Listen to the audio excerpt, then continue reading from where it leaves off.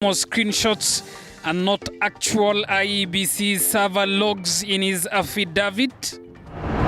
Plus, Kiambu miner who confessed to have killed 4 of her siblings, detained for 14 days as court orders for exhuming of 2 bodies.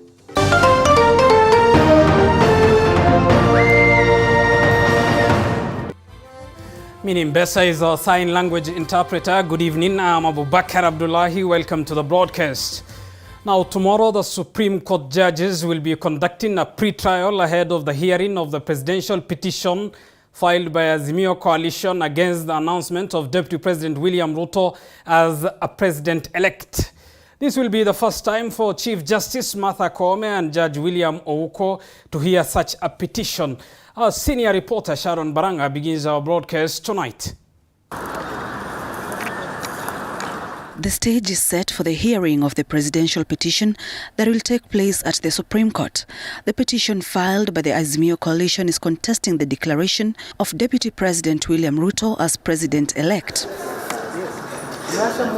Tuesday at 11 a.m., a pre-trial of the petition will take place ahead of the hearing set to start on Wednesday. On Monday, 22nd of August this year, the petitioners filed a total of 9 petitions. By Saturday, last Saturday, 27th of August, all the respondents had put in their responses. And as at yesterday evening, we had the petitioners again file all their rejoinders. So all the filings have been done. In the previous years of 2013 and 2017, the presidential petitions were heard from the Supreme Court buildings. But this year, the petition will be heard from the Milimani Law Courts due to space constraints at the Supreme Court. So we are going to have the hearings happen here at the Milimani Ceremonial Hall. All the 7 judges are expected to participate. Remember, in the last season, we only had 6 judges participating. This time round, we expect all of them to be present. We have some observers, judges from the Commonwealth countries, led by the retired Chief Justice of Tanzania, Honorable Mohamed Othman, among other judges who will be joining us. We also have had quite a number of interlocutory applications that have been filed by different parties. There are those who are asking to strike out the petitions. There are some who are seeking to be included as interested parties. There are those who want to be included as amicus curiae or friends of the court. There are some who are seeking different orders relating to the scrutiny of the votes. So these applications are being considered, and all the rulings will be delivered to the respective parties electronically. The Kenya Kwanza Coalition has lined up a team of 54 lawyers and at least 5 technical members to battle the election petitions. Azimio la Umoja One Kenya, on the other hand, will be represented by a battery of 38 lawyers. Each side will be allowed 4 lawyers who will be present inside the court during the hearing of the petition. Kenyans are advised to follow the proceedings through the media. Obviously, not everybody will be allowed to come in. You saw that the parties have large teams, but the numbers will have to be restricted because the space cannot accommodate everybody. We will also be allowing the parties to come in. The parties that will include the petitioners, the respondents, those who want to be present will be present. For those who are not able to fit in, we have provided for extra space where you can just sit and follow through the screens. The hearing of the petition will begin on Wednesday. This will be the first time for Chief Justice Martha Koome and Judge William Ouko hearing such a petition. The presidential petition will be heard and determined by Monday next week. Now here. Sharon Baranga, TV 47. Well, tonight, ahead of a crucial sitting to determine the fate of a dozen petitions and evidence On President-elect William Ruto's victory, the National Security Advisory Council has admitted to meeting IEBC Chairman Wafula Chebukati, but denied the meeting was to influence the outcome of the August 9th presidential election. In a sworn affidavit, the head of public service, Joseph Kinyua, and the principal administrative secretary at the office of the president say that the meeting was purely on security issues. This as President-elect William Ruto asked the Supreme Court to strike IEBC commissioners' affidavits, arguing it will deny him rights to a fair trial. Our senior political affairs reporter Apollo Kamau has the details. The National Security Advisory Council moved in to clear the air on a meeting between the council and IEBC Chairman Wafula Chebukati in a sworn affidavit by Head of the Public Service Joseph Kinyua and Chief Administrative Secretary in the Office of the President Kennedy Kihara, which they say was purely on security matters, given the anxiety elicited by the delay in announcing the presidential results. Committee of the Commission. This was in response to IEBC Chairman Wafula Chebukati, who in his affidavit points at Kihara, who was the head of the delegation, and cautioned the commission that if they proceeded to declare Ruto as the president-elect, chaos will erupt and the blood of dead Kenyans will be on the commissioner's hands, who will be responsible. Chebukati further states that if the commissioners will not declare Raila as the outright winner, then there should be a runoff. As the affidavit's cleansing battle went on, President-elect William Ruto's lawyer, Professor Kithure Kindiki, now wants the Supreme Court to strike out 6 affidavits by the 6 IEBC commissioners, arguing it will deny Ruto the right to a fair hearing. Kindiki is supported by UDA Deputy Chief Agent and former Governor Josphat Nanok, who argues the election was conducted by IEBC and not individual commissioners, singling out the 4 commissioners uncomfortable with Ruto's victory and now acting as petitioners. Former anti-corruption czar John Githongo, in a second affidavit in court, retracted his statement on the existence of 56 hackers working for the president-elect, saying it was a demonstration of how IEBC servers can be manipulated by outside parties. Githongo now says the logs were screenshots. In yet another interesting affidavit, an ODM agent based at the Kitisuru ward in Westlands constituency says one of the Form 34As attached in the Azimio case is fake, saying it was different from what the presiding officer issued and eventually uploaded on the IEBC public portal. Apol Kamau, TV47. Thank you, our senior political affairs reporter Apollo Kamau, for that update. Remember, wall-to-wall coverage of the 8 seats that are up for grabs in the counties continues. Let's begin in the county of Nakuru in Rongai constituency, where our very own Chichi Josephine joins us now. Chichi, it has been a drama-filled day in Rongai constituency. What do we know as of now in as far as the results are concerned? Yeah, Abubakar, thank you very much. And I'm currently at the Constituency Tallying Center here at a Teachers Training Center. And of course, like you said, it's been a quite hectic day here in Rongai constituency, where, remember, back on 9th August 2022, we saw that the whole process, or rather the whole election, was suspended and therefore scheduled for this particular day, being on Monday 29th. And therefore, Leave My Camera Person can tell you right now, as you can see, ballot boxes from different polling stations have been brought in this particular tallying center. As you can see, more ballot boxes are being streamed in for tallying. And of course, so far so good, Abubakar. Just to let you know, is that we have a number of 147 ballot boxes, or rather from 147 polling stations out of 197 polling stations that are in this particular sub-county of Rongai. And also to tell you is that initially I had gone, or rather I had traversed to different polling stations where, of course, the turn-up has been quite low compared to the turn-up in the general election that was held on 9th August 2022. And just to tell you, Abubakar, is that in Rongai constituency, the position of the parliamentary position is contested by 3 candidates led by the current or the incumbent member of parliament in Rongai constituency. That is Raymond Moi of the KANU party, followed by Chebor Paul of the UDA party, and of course we have Luka Kigen of the CCM party. And just to tell you, so far so good, Abubakar, is that out of the 47 polling stations that have submitted their ballot boxes, is that the incumbent member of Parliament, Raymond Moi, is becoming, or rather is coming at the second position. Of course, the only person who is taking an early lead is Paul Chebor of the UDA party. Out of the 147 polling stations that have submitted their ballot boxes, is to say that he has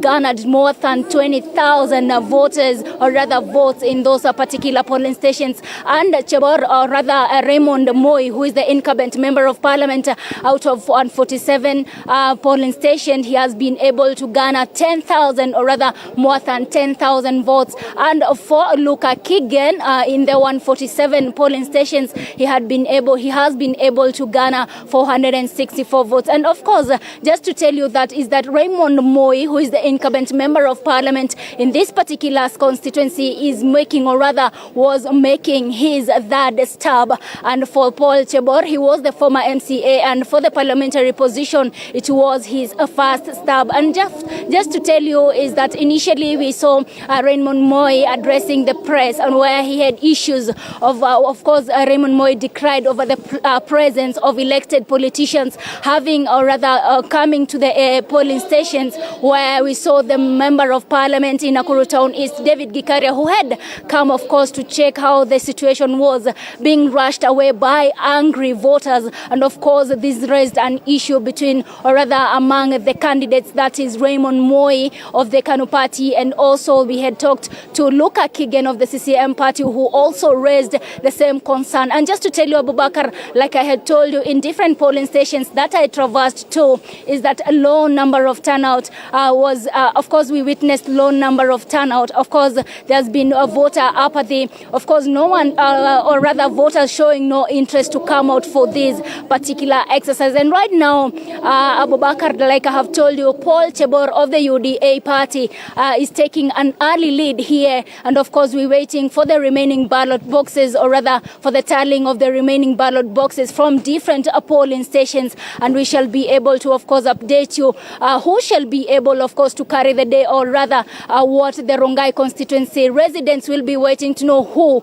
becomes their next member of Parliament. And just, Abubakar, to just keep you posted, is that in Rongai constituency we have a total number of registered voters to be 84,625. Of course, I had told you initially that we have 197 polling stations in 5 wards, and of course I have told you that we have 147 polling stations having submitted their ballot boxes. And of course I have also told you that Paul Chebor is taking an early lead. Abubakar, I am here pitching tent to know, of course, to be able to come to the final tallying of these particular votes. Of course, we shall be able to know who carries the day, if Paul Chebor of the UDA party carries the day, or Raymond Moi gets to retain his position, or rather the Luka Kigen of the CCM party carries the day. I shall be able to join you later. Understand that we are still following the tallying process that is ongoing here at TTC, or rather the Teachers Training College here in Rongai constituency in Nakuru County. Over to you, Abubakar. My name is Chichi Josephine.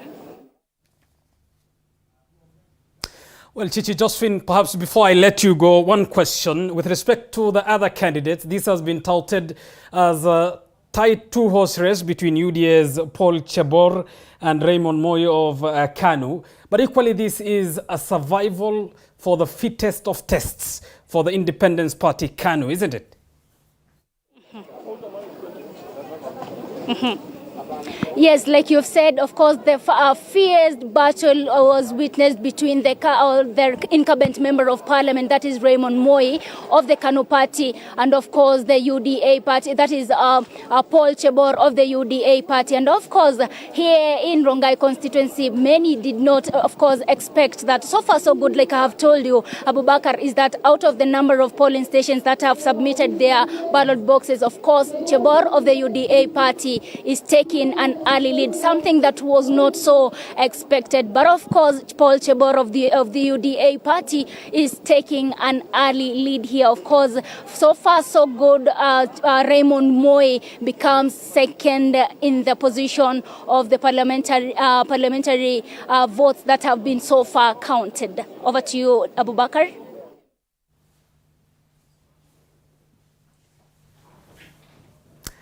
Thank you. That is our very own Chichi Josephine, who has been camping tent in Rongai constituency in Nakuru County.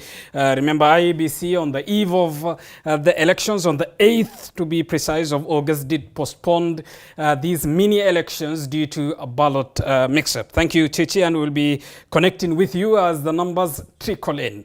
Remember, Nakuru is a county whose governor is a female, whose senator is a female. Quite a number of female leaders elected in these 2022 contest. From Nakuru, which is Kenya's latest capital, I understand we need to get to Mombasa County, the seaside city of Mombasa, where Petronila Goren is on standby. Petronila, good evening. What do we know as of now in as far as the numbers are concerned in Mombasa?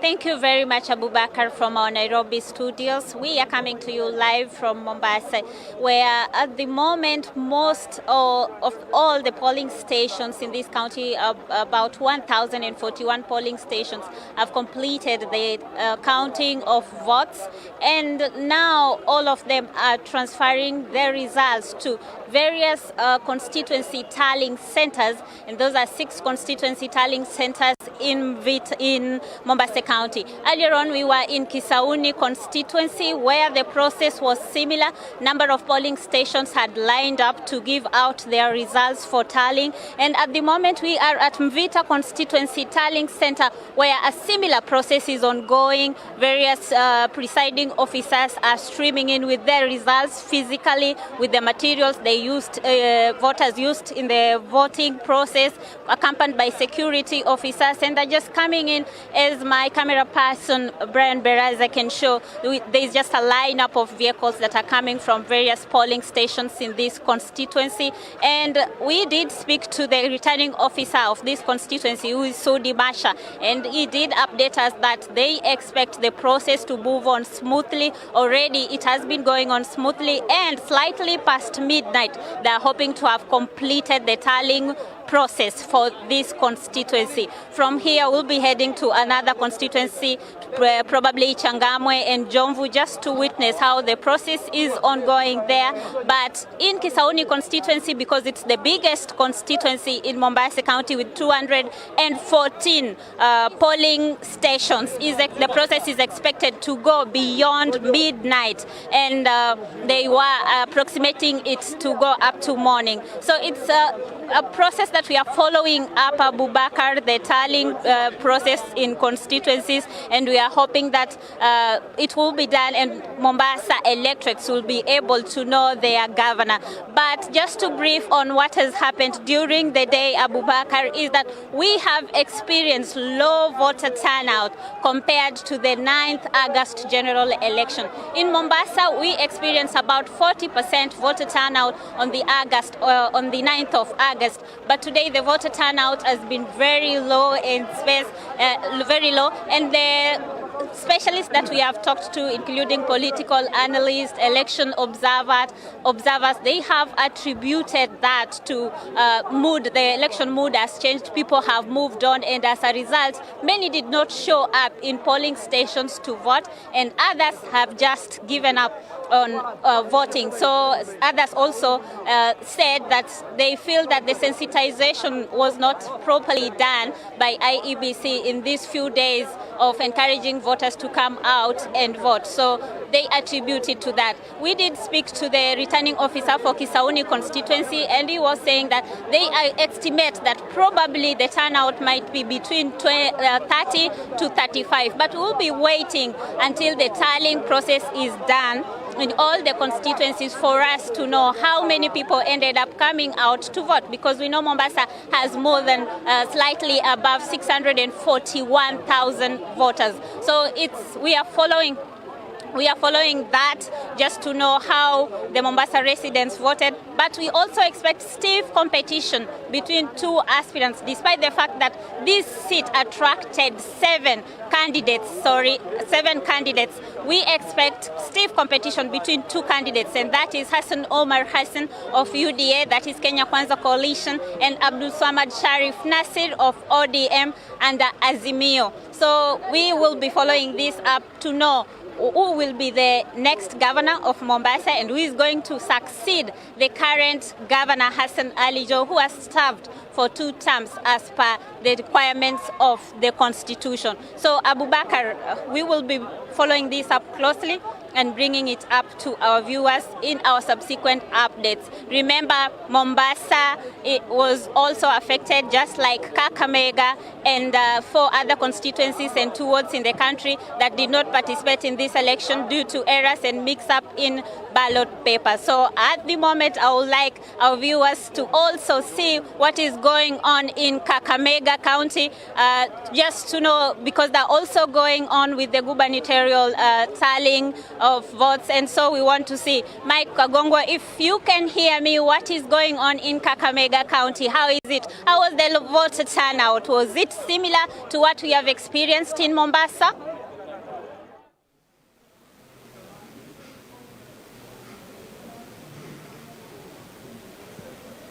Thank you so much. Indeed, Abubakar Abdullahi, indeed I can get you loud and clear from Kakamega County, to be precise, here in Shinyalu constituency, where about 76,000 registered voters were expected to cast their votes today. But according to the returning officer, as at now, about 46 to 47 or 46 to 50% of the registered voters turned up to cast their votes. Where we are currently is at Sigalagala Polytechnic, which is the constituency tallying center. As you can see, if my camera person can just pan around and show you the returning officer of Kakamega Shinyalu constituency tallying center, just making his announcements on how votes are jetting in, just to make sure that we get a glimpse of what will be happening in here as from now, for about 152 polling stations that will be jetting in here before maybe they do count it as a whole to take it to the county tallying center later on. As of now, Abubakar Abdullah, is that as for 10 stations, Cleophas Malala has been leading with 882 votes, followed by his closest rival, that is Azimio Umoja's representative Fernandez Baraza,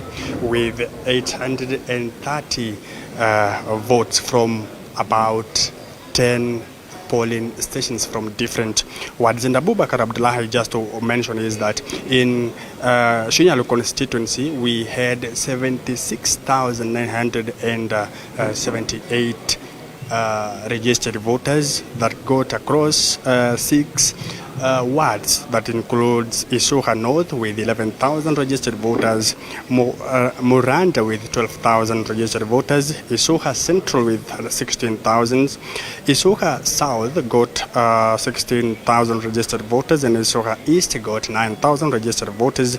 Isuha West has 10,181 registered voters. But according to sources, like for example, there was one polling station that got about 450 registered voters here in Shinyalu constituency, but only 222 turned up to vote. Those were the valid votes that were counted, not mentioning about maybe spoiled votes, which might not be as much or many as possible. If there were some, maybe 2 or 5, that may have made it 227. So that means in one polling station, Abubakar Abdullahi, we only had 228 roughly the registered voters turning up to vote. That is about not even 50%, it's about 35% of that polling station. That means as a whole in Kakamega County, we registered a very low number of registered voters that turned up to vote. When I was crisscrossing around across the county, some of registered voters were telling me that they were not in content with IEBC. They don't even trust IEBC this time round, bearing in mind that what happened after the declaration of the president-elect about 2 weeks ago. So they don't have trust with the electoral agency, and maybe they don't have trust with their leaders as of now. So we'll be keeping in our votes in Kakamega County to make sure that we do bring everything on what's happening across Kakamega County. Abubakar Abdullahi. Well, Mike Kagwongo, perhaps before I let you leave, one question. We're talking of Kakamega County, of course, pitting Fernandez Barasa of ODM under the Azimio la Umoja and Cleophas Malala of ANC in the Kenya Kwanza Alliance. But equally, this is a county of importance to signify and signal the battle for Western Kenya's control, isn't it?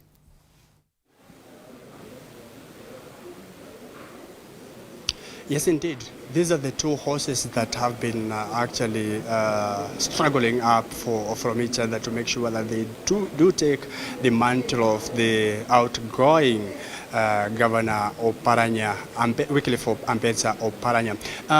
As at now, we can authoritatively say it's about Kenya Kwanza and Azimio la Umoja. Kenya Kwanza represented by Cleophas Malala of ANC, and Azimio la Umoja represented by Fernandez Barasa of ODM. And as at now, both we cannot say that Barasa is leading or Cleophas Malala is leading, because from different constituencies, both of them are leading. Or you find that Malala is leading in Mumias East. You find that Barasa is also leading in Lurambi. So we cannot authoritatively say that Barasa is leading or Malala is leading, because counting of votes or tallying of votes are still getting in from different wards or different polling stations. And earlier on, I had talked to our reporter here in Kakamega, that is Violet Auma, whom was telling me about something that had happened earlier on at Cleophas Malala's house, because we were told that some officers just jetted in his house, official home, to arrest him. Abubakar Abdullahi. Well, Mike, earlier on equally, there was a viral screenshot of a Facebook post by the sitting governor, Oparanya, Wycliffe Ambetsa Oparanya, endorsing allegedly the Kenya Kwanza candidate Cleophas Malala. He refuted that as fake news, as though his account was hacked. But could it be having any effect on how people were voting there today?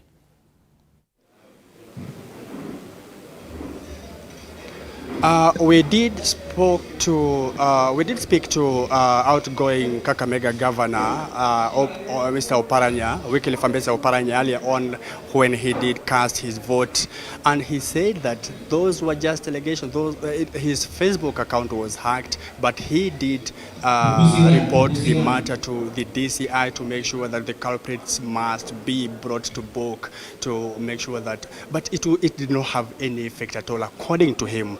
That did not have any effect from or to his supporters or to Azimio la Umoja supporters, because that was an online effect. So most of the voters here in Kakamega are not in Facebook account. That is according to him. But we did talk to him, and he said that he has already reported the matter to the DCI. So it's under investigation, and those that attempted to hack this Facebook account will be brought to book. As I earlier on indicated, I had spoken to Violet Auma in accordance to what happened at Cleophas Malala's official home here in Lurambi. And we are joined by Violet Auma on the other side of Lurambi. Violet Auma, if you got my voice, just please bring us to speed on what happened earlier on at Cleophas Malala's official home. Yeah, thank you so much, my colleague Mike Kagwongo. Yes, I am in Lurambi sub-county at Kakamega Hill School at the heart of Kakamega. And of course, we've just been following up the process since morning. The poll started at exactly 6 a.m.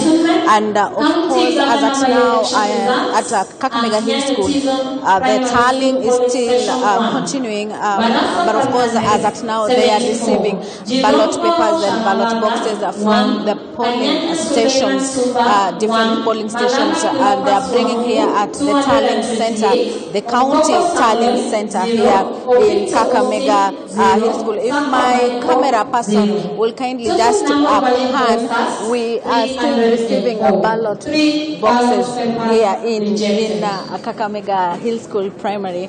But of course, there's some announcements whereby we're just receiving the results from different polling stations in Lurambi sub-county, which has a 98,000 registered voters who are expected also to take part in this exercise. And here in Kakamega County, of course, there was a low turnout, especially when it comes to voters who were supposed to come and vote or rather participate in this exercise. Earlier on, we did our spot check in different sub-counties, different polling stations and centers, and of course we were able to see just a few people just trickling in to vote, and or some of the IEBC officials were, they were.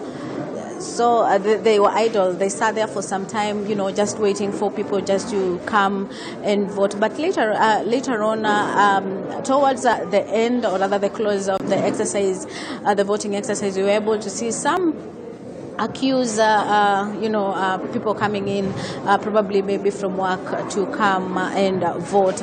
We were able to talk to the county returning officer Joseph Ayata earlier on, who just told us it was 100% digital register that was used, and no areas were as much as we had some areas where we had digital technical issues, but they were sorted out. Of course, we had stand by some of the KEMS kits, and they were sorted out, but the exercise in Kakamega County, it was 100%. They used 100% digital register to for all the voters who turned out to vote here in Kakamega County. But of course, he also told us that a few areas, like the 10 to 15 polling stations, they had some hitches here and there, technical hitches with the kists, and of course they were added some time to continue the exercise. But of course, the last station ended at exactly 7 p.m.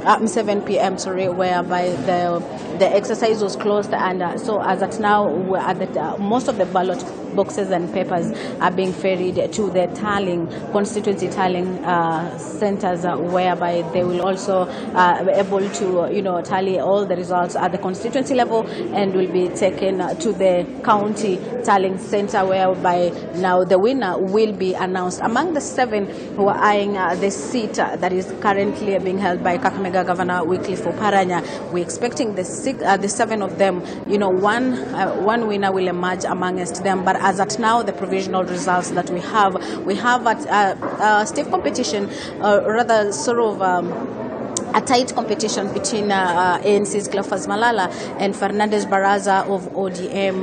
But of course, as I said, that is just provisional result. We have 7 candidates who are eyeing the seat, and we're just expecting later on, probably late in the night or probably morning, we'll be able to know who will be the next governor of Kakamega County. Maybe just to bring up to speed our leaders, our viewers at TV47, in 2017, Governor Oparanya got about 300 and close to 400,000 votes, and it is not something that probably we might be able to see maybe the winner of this seat in this election probably being able to garner 400,000 votes that Governor Oparanya got in the 2017, because the low turnout, of course. But of course, at the end of it all, a winner has to emerge among the 7 that are contesting in this city. But of course, earlier on also in our sport check, we were able to get some leaders decrying issues of voter bribery.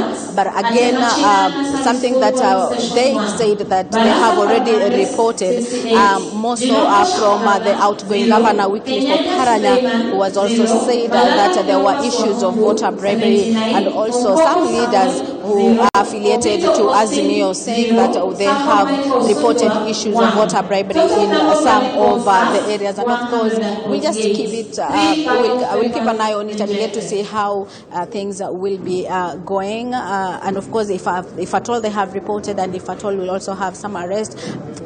Though the governor also said we had some arrests, but of course I tried to get in touch with the county commander just to tell us if at all we had some arrests that have been made at all in regards to the voter bribery issue. But so far we have not received formal communication from the county command and police. But of course it is something that we just keeping an eye on it. But of course earlier on also we have been told that there were issues of pockets of violence here and there, but of course we are also going to get in touch with police to get to know if at all there was some arrest or in regards to that as well. But here in Kakamega Hill School, security has been heightened, and of course I think this is because of the ballot boxes and papers are coming in, and not really, in comparison to what really happened August 9th, police are all over the place, and we're just hoping that the exercise will be smooth and ensure that, of course, the winner that will be declared by IEBC is a winner that locals here in Kakamega County will have elected as their second governor in Kakamega. And of course, earlier on also we were able to talk to the IEBC, and they also told us that they had to do some changes here and there because there was a clash with the school calendar. Most of the tallying centers have been shifted from initially in August, whatever the place that they were at during August 9 polls, it was shifted to other areas. For instance, in Likuyani, where the last tallying center was at Moi Nangili, Moi Girls Nangili. It has been shifted to the Polytechnic that is nearby Malava. It has been shifted to Malava Primary. In Machungu, they have shifted from Bulimbo Girls. It has been shifted to CDF Hall in Butere Girls, whereby it was a tallying center in Butere. It has been shifted to SCK Hall around there, just to ensure that, of course, as the Ministry of Education heads alluded that most of the schools will be closed, but of course the boarding schools, most of the students will be at the boarding section, and of course as at now most of the centers, especially for the girls and boys that are in boarding schools, the areas, the tallying centers have been shifted and they have been placed in the polytechnics that are nearby and other places, or other churches around there, like Friends School that has been Lumakanda is being it is one of the centers that has been identified by IEBC, and of course we'll just keep updated, keep our viewers at TV47 posted on what will be happening. But as at now, as I said, it is tallying that is going on right now, and we will be later on going to the county tallying center to get to see what will be happening, and if at all we'll get the results from the 12 constituencies in Kakamega County, then we will be getting a winner among the 7 who are eyeing the seat. I take it back to you, Abu Bakar. Thank you, Violet Auma, for that update from Kakamega County, a county that has attracted 7 candidates for its top job. Cleophas Malala of ANC, who is in the larger Kenya Kwanza Alliance, Fernandez Barasa of ODM, Cyrus Jirongo of UDP, Suleiman Sumba, Samuel Omukoko, Michael Oswunda, Austin Opicho. 6 of the candidates are from political parties. Austin is the only independent candidate in that race. Of course, that is a county currently led by ODM's deputy party leader, Wycliffe Oparanya. From Kakamega, let's get back to the seaside city of Mombasa, where Josh Onsare is on standby. A county equally led by ODM's deputy party leader Ali Hassan Joho, first elected as its governor in 2013, consequently in 2017. Josh, I understand you have a county returning officer to talk to.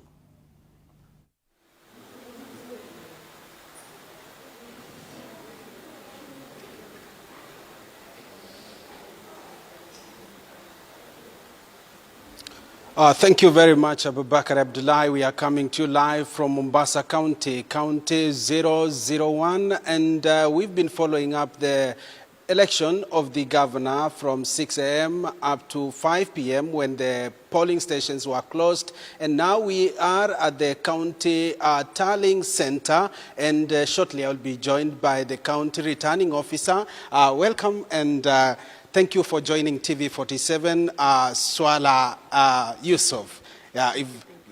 Welcome, and tell us, how has the exercise been since morning? Thank you very much. We began polling at 6 a.m. The stations were closed at 5 p.m. The counting took place at the polling stations, and right now all the poll officials, that is the presiding officers and their deputies, are at the constituency tallying centers for clearance by the constituency ROs. So once the constituency ROs are done with the clearance they'll do the 37B from the 37As, and they'll bring the A's and the B's to the county tallying centers. Yes. Yeah, we've seen a low turnout of the voters in various polling stations, maybe from the commission. What might be the reasons and why Kenyans are not turning up for this important exercise? I think we didn't expect the low turnout compared to the general election, where we had 42% turnout. We expected at least the turnout today to be high, and considering the fact that most of the people didn't go to work today, we expected them to come out and vote. Unfortunately, the turnout was less than 42%, and I think it has been a trend, especially in by-elections, where the turnout is always low compared to the general elections. Yes. Let's look at the end of this game that started very early in the morning. Maybe when or what time are we expecting the results? I think we can expect the results earliest in the morning, around 6 or 7 a.m. From the constituency tallying centers. The ROs will bring the results to the county so that we can tally, generate the 37C, declare the winner. Thank you. Thank you very much, Swala Yusuf, for speaking to TV47. That is Swala Yusuf, the county returning officer, and we'll be keeping our view updated on what is happening from County 001, Mombasa County. And to brief our viewer is that we have 6 constituencies, so we'll be expecting results from the 6 constituencies, which are Kisauni, Nyali, Mvita, Likoni, Changamwe, and Jomvu, whereby we'll be looking to see how the numbers look like as we wait for the final announcement by the county returning officer, Swala Yusuf. So, Abubakar, that is what we have from here. As my camera person will be showing you, we have all the everything set here at the county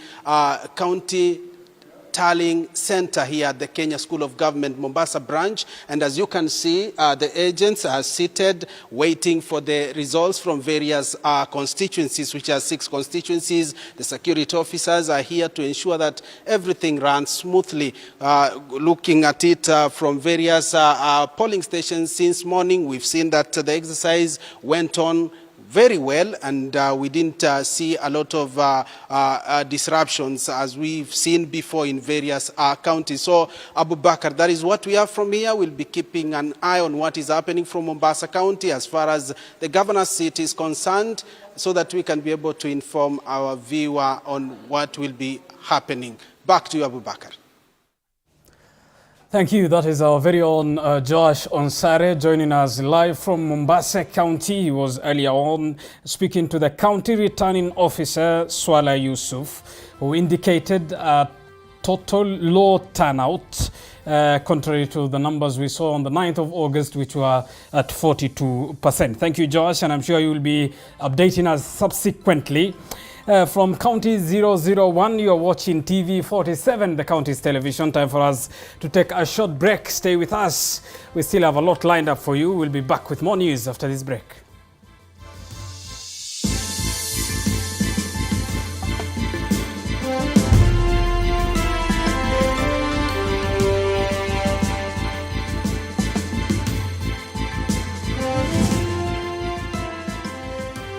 You are watching TV 47, the home of untold stories. Sona moja imetengenezwa kwa njia spesheli ili kupambana na maumivu kwa haraka. Sona moja ina aspirin kama kiungo.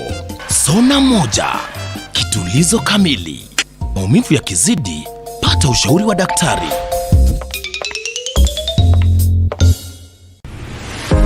Tryson School of Medical Health Science and Technology is a premier training institute for market-driven courses. With state-of-the-art facilities, competent and dedicated members of staff, and linkages with the medical industry, you are assured of a bright future when you study with us. Enroll today in our campuses at Juja, Nairobi West, Kisumu, and Homa Bay.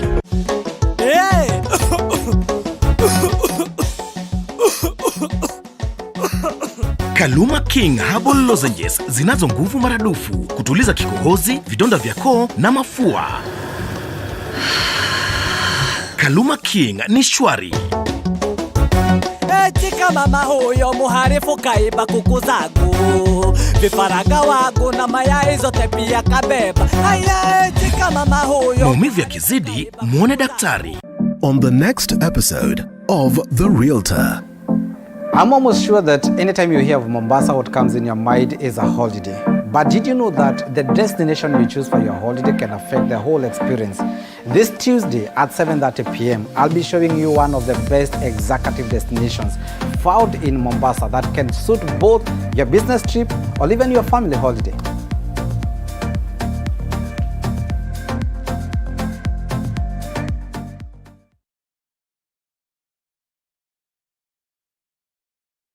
Want to know the meaning of a soft life? It's living with ease and accessing quality lifestyle while taking a swim. It's taking care of your body in a 5-star gym while you achieve your fitness goals. It's living in a serene and quiet neighborhood. It's about staying in a place with spacious driveways and ample parking. It's about living in a safe and secure environment. It's about convenient shopping. Soft life is living comfortable in affordable and yet an elegant space. It's everything stylish. Here's to introducing Great Rift Apartments, located at the heart of Nakuru City in Kisulisuli Estate, just a few minutes from the Central Business District. Great Rift Apartments, the hub of soft living. You are watching TV 47, the home of untold stories.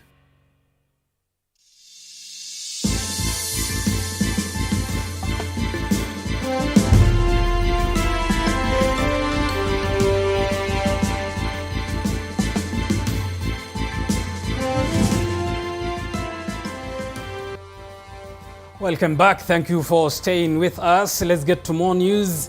And many governors have reported to office for the first day today, promising to deliver for those who elected them. Paul Kirobi looks at day one for most of the governors just days after they were sworn into office. With new bosses now taking charge in their respective counties, it was first day in the office for many. Murang'a Governor Irungu Kang'ata has said he will address the delayed payment of the county staff soon as possible. Kang'ata said the workers have not been paid for the last 3 months, and this is a matter of concern. When you have staff who have not been paid for several months, definitely they'll be very demotivated, and it's an area that we will have to discuss and issue way forward.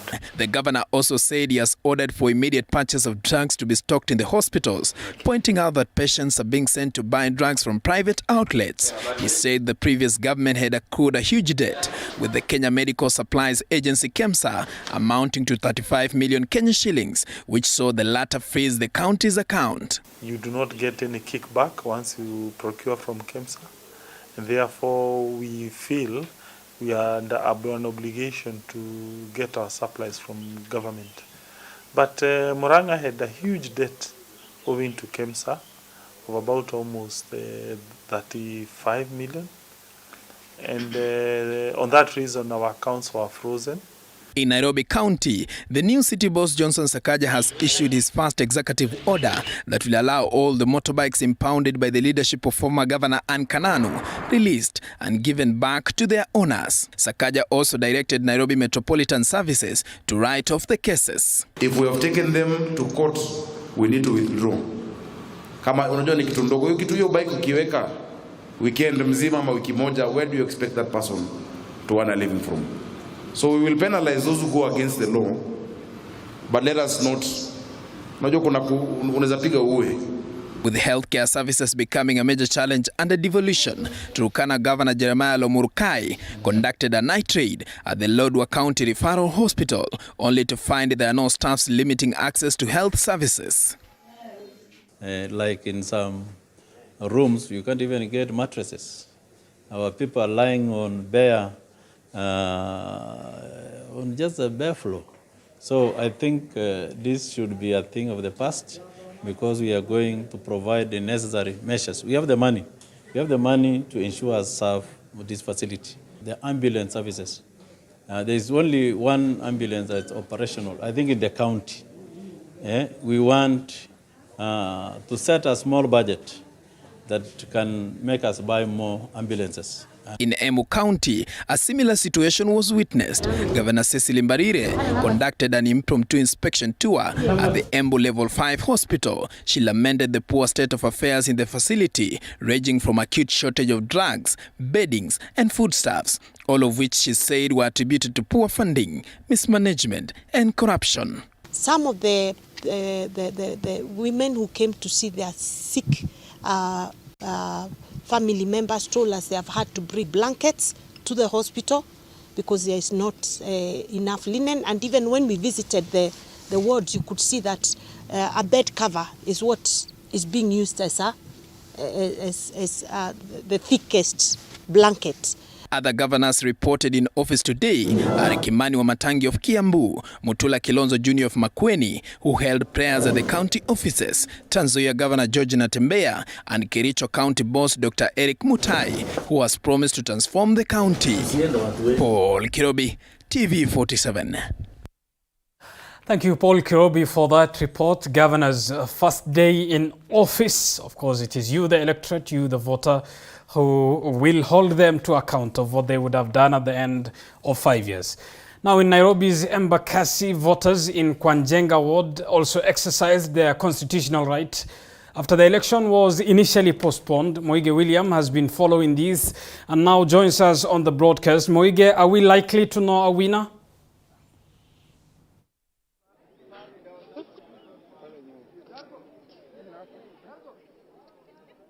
Good evening to you, Abubakar Abdullahi. Oh yes, we are likely to know the winner in maybe an hour or so, because already tallying has commenced here at the constituency returning center, which is Embakasi South. But to be specific, this was a Kwa Njenga Ward race, whereby 17 candidates were in this particular race, following which was postponed on the 9th of August. Electorates in this particular ward did not get an opportunity to elect their ward representative to represent them at the Nairobi County Assembly, whereby 85 county representatives are sitting there, and today they got that opportunity to exercise their democratic right. More than 30,000 registered voters have been registered by IEBC, that is according to the Independent Electoral and Boundaries Commission statistics, and they had that opportunity. But the voter turnout today was a little bit low, because as of 3 p.m., more than 11% voter turnout is what was recorded. But we hope that this number will go up, but people did not turn out to vote or to participate in this particular exercise.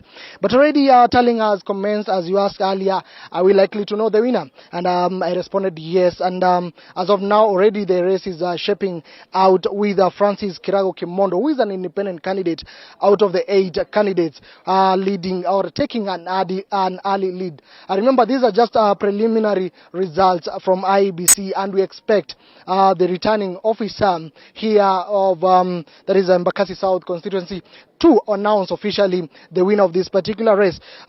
Because also closely we have other contestants who are closely following Francis Kiragu Kimondo, but from what we have, it is Francis Kiragu who has taken an early lead in the tallying that is being done. More than 30 ballot boxes already have been tallied, and the exercise is ongoing inside. But already some voters here at Embakasi South have converged here, eagerly awaiting for those numbers to be relayed by the returning officers. POs made their way here as early as 6 p.m. That is after the official closing hours.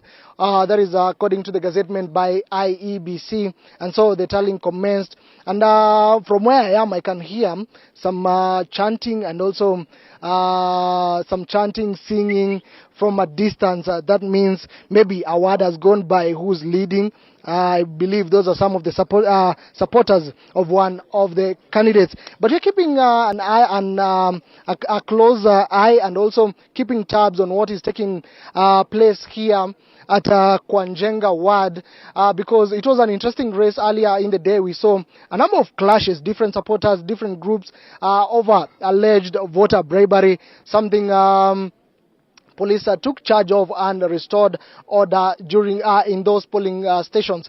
And in the better part of the afternoon, we saw the exercise, that is voting, going on well. And we have not witnessed any incident, that is during the tallying process. It is going on. Security has been beefed up. We have seen a number of police being deployed here. Among them, the special unit of Kenya Police Service, that is the General Service Unit, are manning this particular center.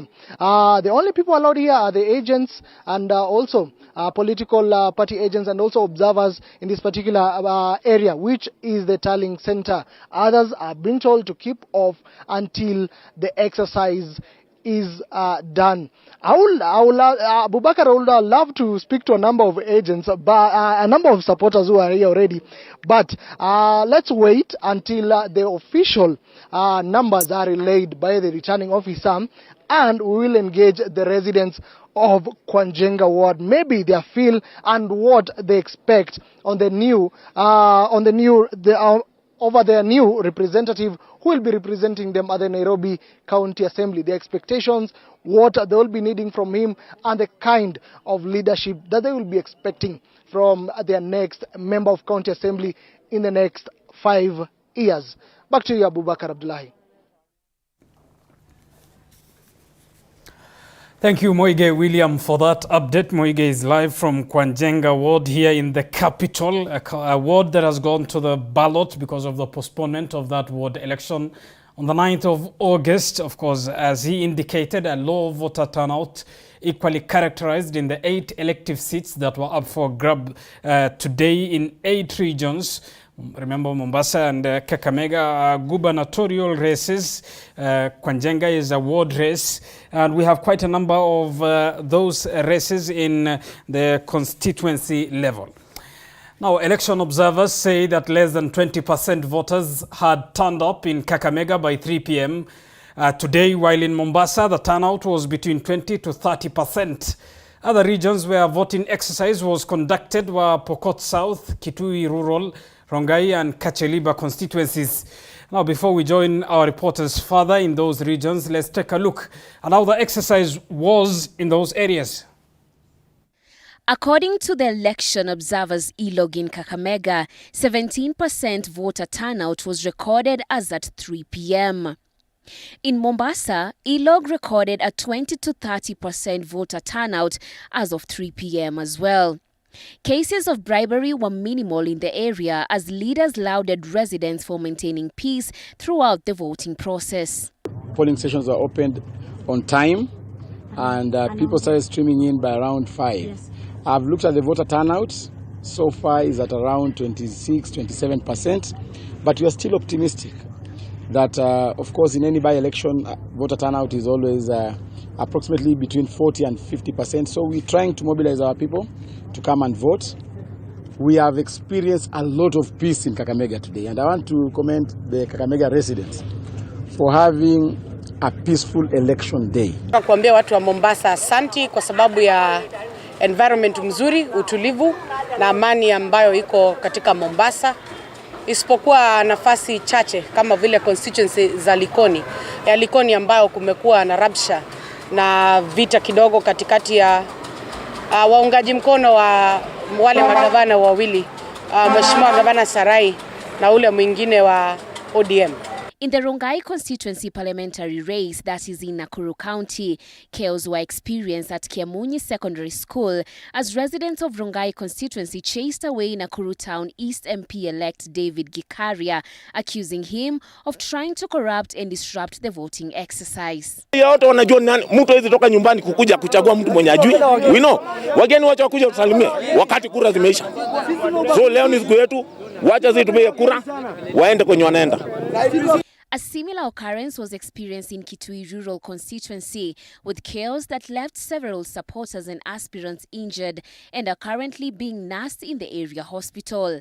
The chaos was a result of a rumor of an aspirant trying to bribe voters. In Kacheliba and Pokot South Constituency, a 50% voter turnout was observed, with residents claiming that the low number of voters turning out was a result of the election being postponed.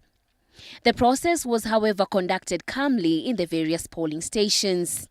Tumeamkia asubuhi saa 11:30 saa 12 kituo cha kupiga kura ilifunguliwa asubuhi na foleni haikuwa watu wengi, laini ilikuwa fupi, unaweza piga kura na ile mashini ya kuweka kidole haikuwa inasumbua na inachukua muda kidogo sana. Na tukiangalia idadi ya watu kulinganisha na ile ya tarehe 23 ni wachache sahihi na ni rahisi na ni haraka sahihi kuliko wakati ule.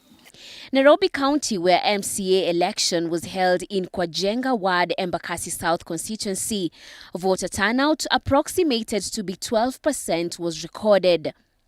Chaos following rumors of politicians bribing voters was experienced as well. Suspects were arrested by the police and the exercise resumed. Low voter turnout was also witnessed in many polling stations within Nyaki West ward in Imenti, North Sub-County, Meru County, where residents turned out to vote for their MCA. Some of the voters we spoke to say they were satisfied with the exercise. Kwa majina naitwa Makena. Upigaji kura mnaona uko sawa. Nimekuja nimehudumiwa vizuri.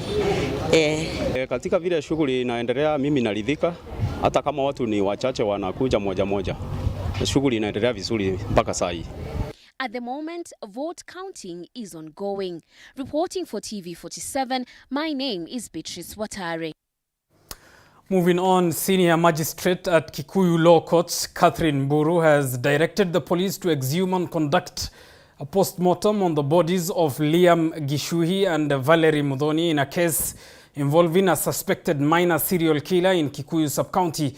The magistrate has further granted the police 14 days to conduct further investigations and mental assessment on the accused, with the suspect set to remain in police remand at Kabete Children's Remand Home for the next 14 days. Zainab Mohammed with more.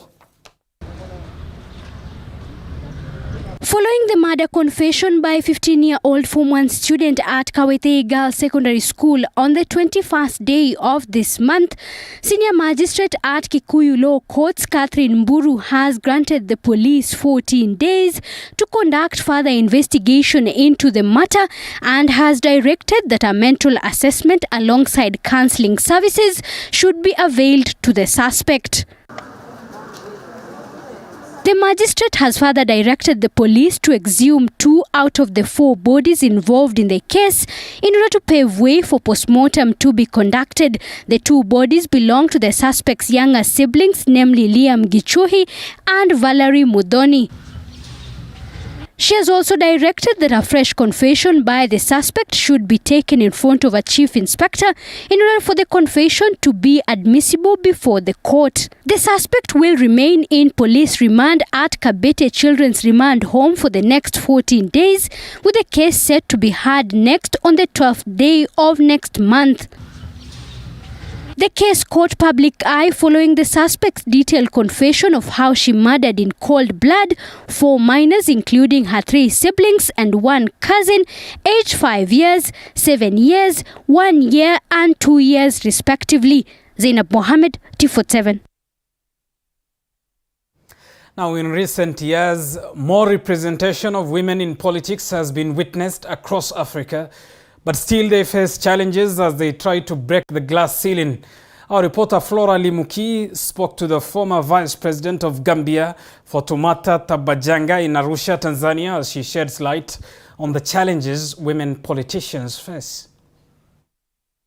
Africa as a continent continues to make impressive strides in terms of inclusivity of women in matters politics. But are we still there? Tonight, I speak to former Vice President of Gambia, Fatoumata Jallow Tambajang, to shed more light on this specific issue.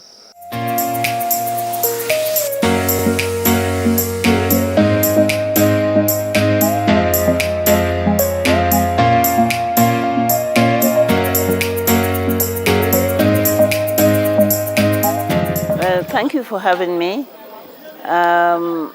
Africa is rising, and of course, within the context of our movement, Africans Rising, we see some results in terms of women's participation in politics. Progress, but that doesn't allow us to be complacent, because what we need is for our governments to enforce those international instruments that they have adopted to ensure that there's gender equality in power structures at different levels.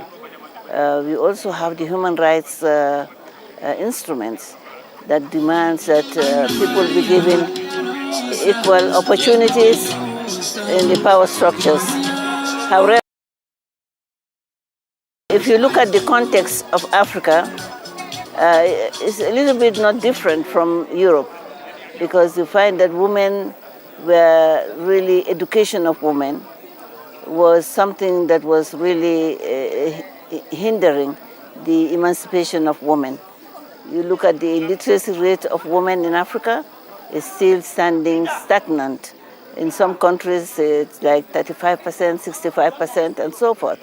So we definitely need to have more commitment from governments to invest in the education of girls, to invest in the enrollment of girls, in the empowerment of girls, and more importantly, for the vulnerable groups, the underprivileged girls who don't have parents to sponsor them. We also need to really create awareness and ensure that women are given space in the political process. By way of the political parties, including a quota system in ensuring that they have equal participation of women in the committees. They also have equal participation in candidates, in proposing candidates. We need to go beyond just using women as statistics. The politicians must ensure that the statistics, the votes that the women bring to them and the girls, they should put a face to it. So my take is that we have a long journey to go, yet there are so many opportunities that we have and responsibilities that we have. But we can't do it alone. We have to go in partnership, in coalition, women and women, women and youth, women and governments, and women and non-government stakeholders to be able to achieve that dream. I'm here as ambassador of Africans Rising. I'm also here as a woman, you know, in leadership. I come to inspire, women who have it, who believe in themselves, but in reality, if they see somebody in leadership who has been able to achieve, to accomplish, that's an inspiration for them to say they can do it. It's encouraging young women like you, encouraging other women who are in the communities, who are doing so much wonderful work from dawn to dusk, and yet they don't have a voice. So it's like I'm here to inspire the voiceless to know that they can do it, and especially also the young people, that there are opportunities for them to take over leadership by participating from their communities, starting from their communities to the national level, and also advocating, trying to also mobilize resources, financing domestic resources to help women, particularly rural women, to have projects that will provide for them social and economic justice. And eventually, when you empower women, they would know their rights better, they will claim their rights, and they can influence, particularly influencing constitutions, which should be constitutions of the people, national development plans for the people. But at the end of the day, what does development mean? Development, by definition, is the well-being of people. And unless we have a people-centered development in Africa, and of course, looking at the 52% of every country comprising of women, you're leaving behind a large human capital that is needed for sustainable development. So we have to go beyond, engage governments to go beyond economic growth, to really focus on people-centered development, taking into consideration the aspirations and priority needs of women and young girls, eventually so that we can have gender balance, gender equity, and then we can, of course, with that drive, we can fight feminized poverty. Because if you look at the definition of poverty, poverty has a feminized face. Who is the poor? The poorest of the poor are women and young people. So in order to have that, you cannot leave anybody behind. You have the African Agenda 2063, the Africa we want. You cannot you cannot leave women and young girls from the Africa we want. You cannot have social exclusion. You have to be inclusive. You have to have democratic governance where people have equal access, share the resources that the country has. So I think I'm here to listen, also to learn. I have a lot of things to learn because learning is from the cradle to the grave. They need to be together. They need to have unity of purpose, like fighting those who don't want us to have Afro. Gaddafi tried it, they killed him. Patrice Lumumba tried it, they killed him. Who else? Sankara tried to bring African unity, to bring African things that would unify us as a force to be reckoned with. Well, that has been the former Vice President for Gambia, Fatoumata Tambajang, of course, emphasizing the importance of having women in political spaces and also pushing for gender equality in terms as far as politics is concerned in the Africa continent. Flora Limuki, TV47, Arusha, Tanzania.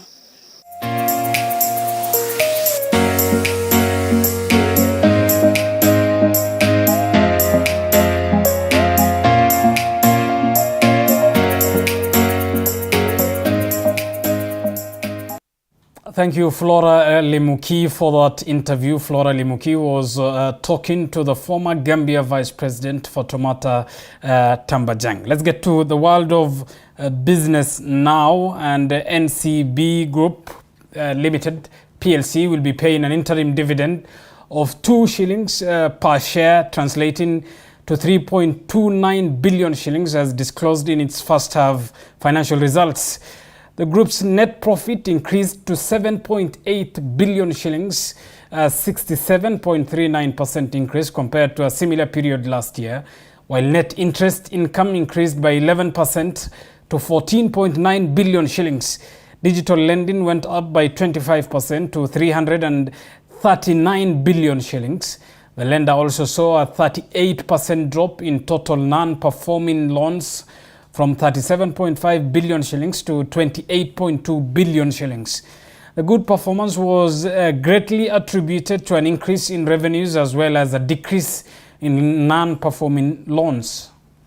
Our belief, and I say our meaning, my board believes that if you have excess capital, unless you're using it immediately, the best people who know what to do with that capital is the shareholders, which is why we're giving such strong dividends. Yeah, they're very ready to invest. Should we find new opportunities that we cannot cover with the capital that we have, they keep reminding us we are ready to put in the capital needed if you bring us the opportunities. Our NPLs have actually come down from last year. Our gross NPL, I mean, if you look at our publication, our gross NPLs are down, which talks to, and I think I did mention it in my presentation, three factors: that you continue the resolution effort, right? So some names get resolved and move back into good names. You complete certain either loan or auction processes and you realize value. But third, I said that we have also engaged bilaterally with our customers to reach resolution so that we can enable them to continue with our business and we also continue our business. Now, tourism stakeholders in Malindi have added sports as part of the services they offer as a way of attracting more tourists in the region. The Malindi Golf and Country Club, which sits on a 135-acre piece of land, has been neglected and was at risk of being invaded by squatters, but tourism players say they are acting on time to save it. Kilifi Governor Gideon Mungaro lauded the initiative, saying that it will go a long way in attracting and retaining local, regional and international tourists.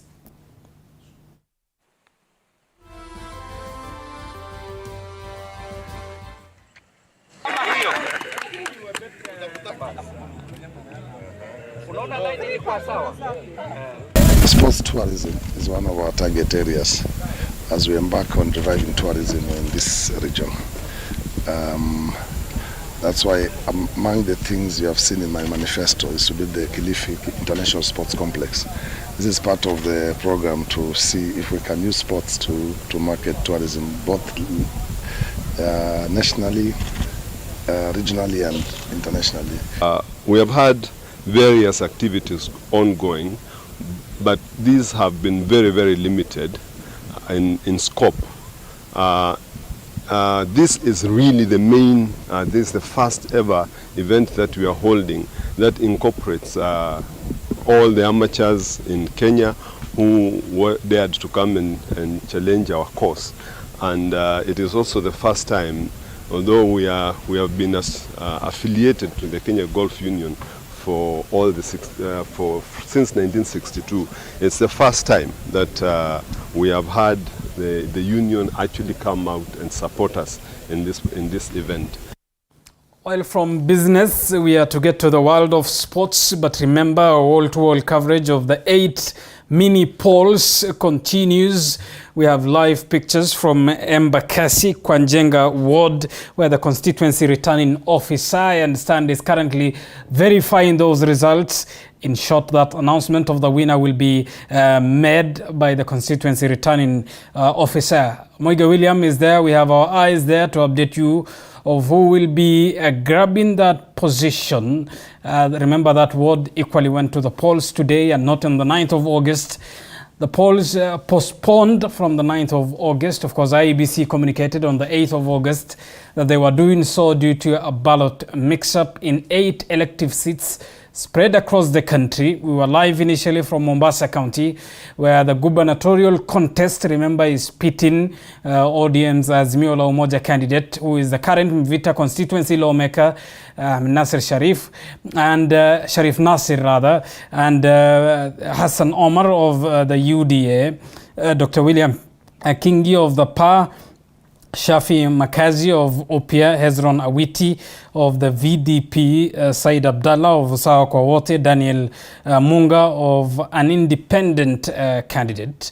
We are equally keeping an eye and ears in Kakamega County, whose gubernatorial contest is pitting ANC's Cleophas Malala and ODM's candidate Fernandez Barasa.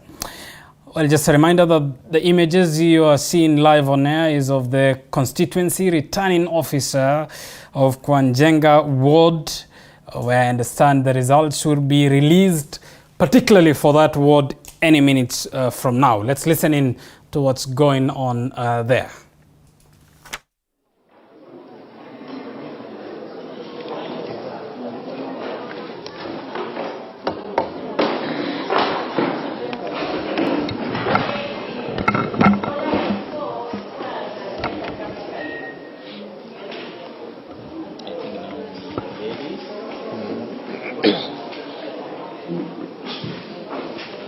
Good evening.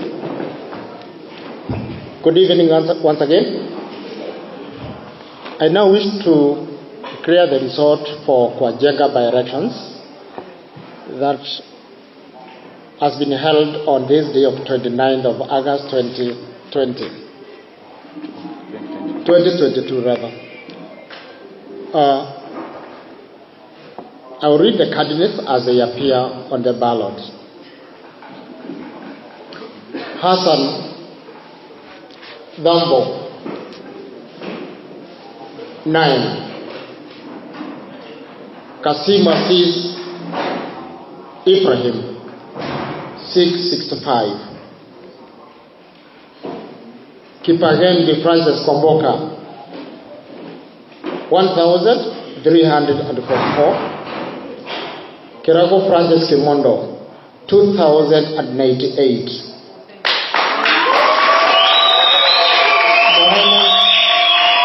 Mohammed Eden Mohammed, 1,273.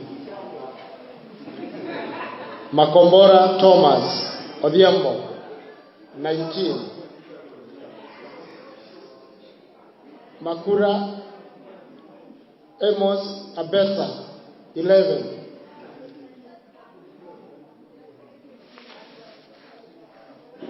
Maud Samuel Omai, 4. We have Moya Robert Mitao, 500. The next one is Mohadi Leonard Aluda, 7. We have Morioki John Chalo, 38. Nyacha Enoch Nyabuti, 6. Ojeng Stephen Onyango, 1. Ondogo Rolex William, 2. Odeo Joas Perez, 9. Luke Leonard Ongoro, 11. Luce Karambu Wilson, 20. Now, the total parade vote is 6,017. Rejected votes 39.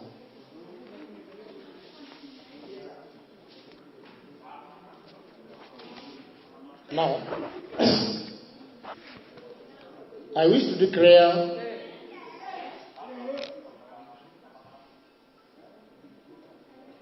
our start. I, Anson Mugo, the returning officer for Kwa Njenga by-election, I do hereby declare that Kiragu Francis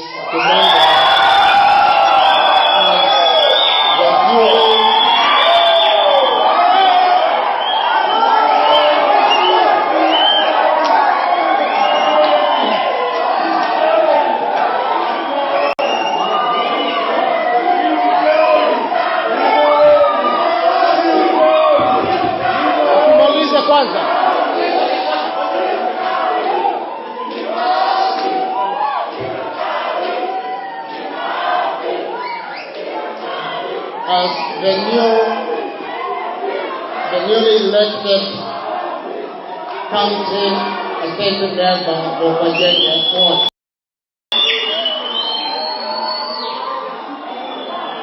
I now invite Kimondo to come in front so that I can issue him the certificate.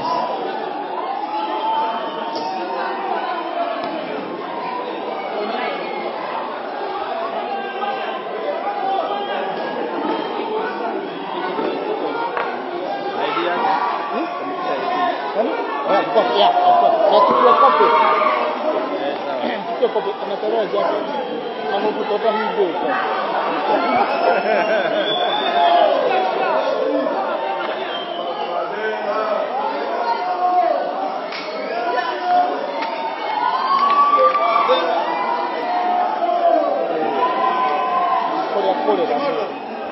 Kimondo, get a seat here. Give me your ID. ID.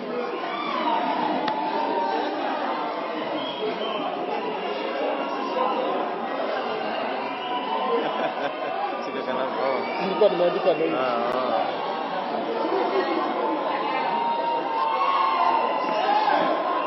Kaa tu hapo, usiogope.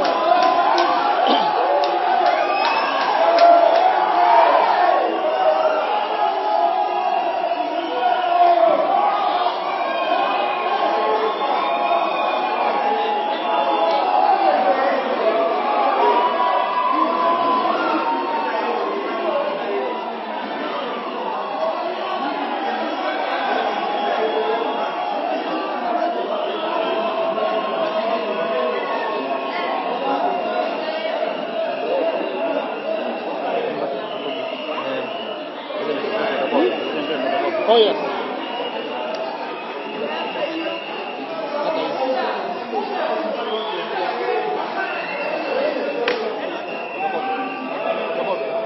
What way? More copies. In A4, whichever the case. Just 2 copies.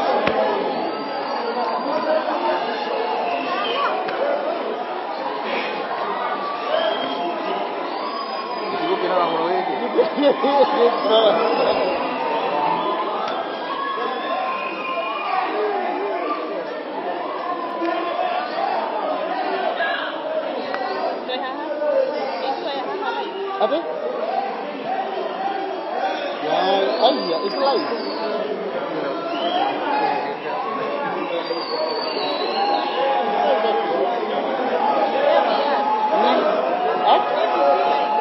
Itu lain. Oh wow. Tapi apa harus ini?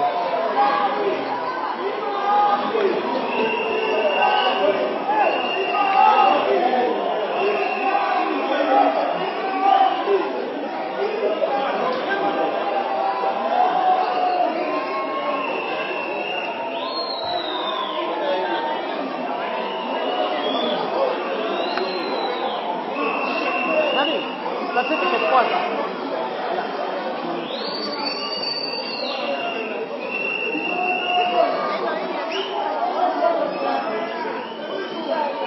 Oh, hii ndio original. Symbol. Oh, this is the same.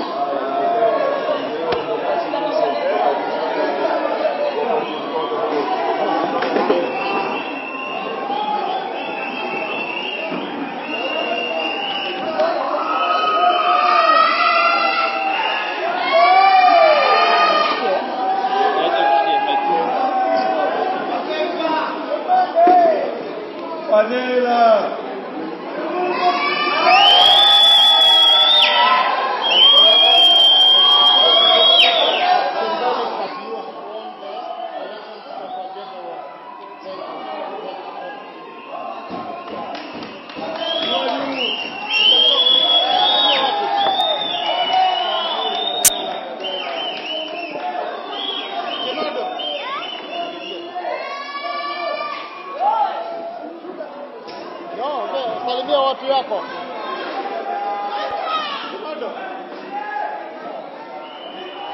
Hapa tu. Hapa tu.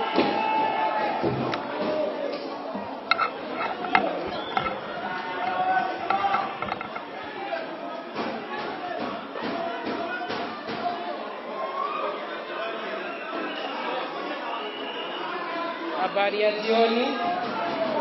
Kwa majina ni Francis Kiragu. Habari ya jioni. Tuko live, wacha hiyo mchezo bana. Sisi tumetafuta hiki bana. Tumetafuta hiki. Wacha mchezo na nini kule nje mahali tuko live. Tumetafuta hiki. Sisi usilete mchezo mahali hapa.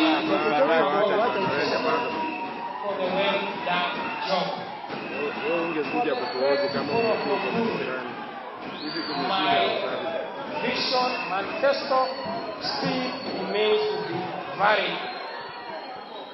And I would like to say in very few words, the people of Kwa Njenga have spoken on their own without depending on a political party, neither on a tribal line. And we are more than ready to work as a team. To my fellow competitors, it was a fair game, and we wish to try another day, and we shall work as a team, because I know you had very many ideologies and ideas for the people of Mukuru Kwa Njenga, and it's a win for the whole of Mukuru Kwa Njenga. We are more than ready to work with you people, my fellow 17 worthy competitors. Tutafanya kazi kwa pamoja. Kwa Mungu wetu. Kwa Mungu wetu.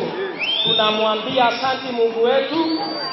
To my very able chairman, to my very able PA here, Bwana Sharo, and the whole team, my family, my wife, for the great and good support you gave me. As a team, tunasema tena na tena, asanteni Mukuru Kwa Njenga voters. We are ready to work for you. We shall not disappoint you. And we are here to bring servant leadership into action. From tomorrow, as I said there before, tunaanza kazi mara moja.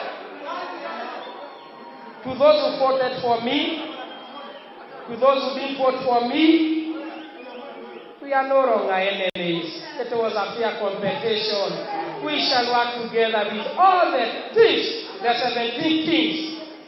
Sisi wote ni watu wa Mukuru, na tutashikana mkono, tusaidianeni for the 5 coming years. As I've always been saying, it's about performance, it's about service delivery, it's about one-on-one talk with you people. Na mbarikiwe sana, sana, sana, na Mungu wetu. Haleluya. Amen. Haleluya. Amen. Haleluya. Amen. Tuliomba kwa siri, ametujibu kwa wazi. Asanteni sana. To the IPC, you have been very fair. Ingawaje mtihani ilikuwa ngumu, going for a Leland as an independent candidate, it wasn't a joke. It wasn't a joke. But I thank God we have delivered the seat again, and people have already spoken that we are in need of a leader, not a political party, neither their tribe. Na sitawaangusha, tutafanya kazi kwa pamoja na Mungu atuongoze. Vile ametupigania kwa kampeni, tuendelee namna hiyo hiyo. Well, those are live pictures from Kwa Njenga Ward, where Francis Kiragu Kimundo has been declared the ward representative-elect by the Independent Electoral and Boundaries Commission. Francis is an independent candidate, one among the 8 independent candidates. Remember that ward election had attracted 17 candidates. The ward has close to 20,000 registered voters, even though, as earlier informed by our reporter Moige William, there was a low voter turnout. Just a reminder that Francis Kiragu has been elected as the MCA for Kwa Njenga Ward, the returning officer there, declaring him as the ward representative, the member of county assembly elect. He remains that till, of course, when he is sworn in.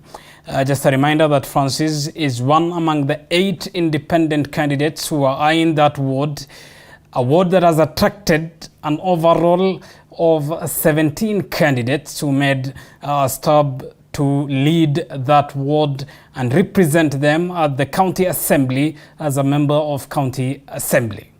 Of course, that is one down. We still have 7 more to go, inclusive of the gubernatorial race results in Kakamega County and Mombasa County, 2 counties that, of course, are in our radar. We'll be keeping an eye on how the results in those areas will be. Let's get to the world of sports now. Sportsman Dennis Otieno is with me in studio. Dennis, what do you have for us from the world of sports tonight? Despite being visually impaired, he is a jack of all trades. It is our quest to find answers on how to take care of children with special needs and those with disability. You do not need to see musical notes to understand music, but rather to have your soul feel the vibe.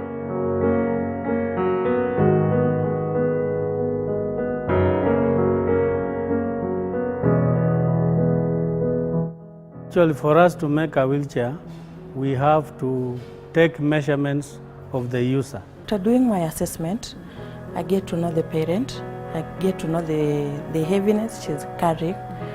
Disability comes at different stages of life.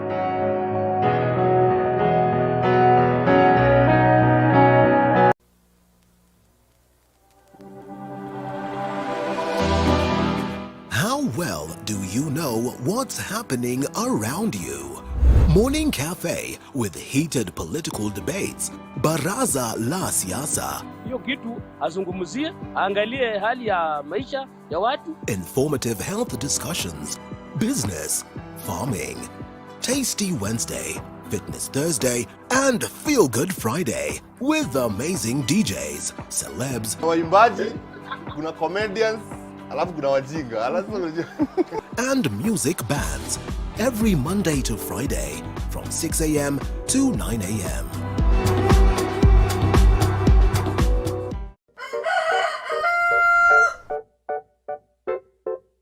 The next set of millionaires are farmers, as we know agriculture has been and still is the backbone of our economy. As we traverse the different counties to meet different farmers, we ensure to get the story of how they started farming and even how they continue to penetrate the market and overcome the challenges. Hapa, the reason why nilieka goose na si ducks. Goose, they are very easy to maintain. A lot of farmers keep on calling, inquiring whether you're supposed to raise some seeds in the nursery or you're supposed to do them directly in the field. The greenhouse helps us control the temperature because the temperature needs to be between 28 to 32 degrees. Walk this journey with us every Sunday at 6:30 p.m. It's no secret, construction ain't cheap. But how do we make it affordable? Different individuals are finding ways of cutting down cost by use of pre-stressed slabs other than reinforced concrete, recycling plastics to make pavers. The brick is stronger, it's cheaper, and it's lighter. And recycling wastewater in your household. What happens to my waste from the washroom, the solid waste? All that can break down. Those are just but a few. Every Tuesday at 7:30 p.m. we talk construction.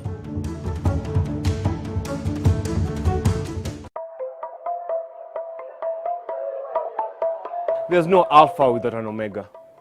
There's no lead without any followers. No man is an island. We need each other. We need this conference. We say it, we do it, we act it. Kama una mpenzi wako, kila siku kama nilivyosema, kila siku mwishi mapenzi. We don't toe the line, we set the standard. We don't eat the grass, we lead the pack. As an alpha male, you're also a leader. Not to just women, friends and family, but to everyone else you've never met before. We are the beauty, the spice and the brains. The men's conference where men become alpha males. And you can catch us every Wednesday at 10 p.m.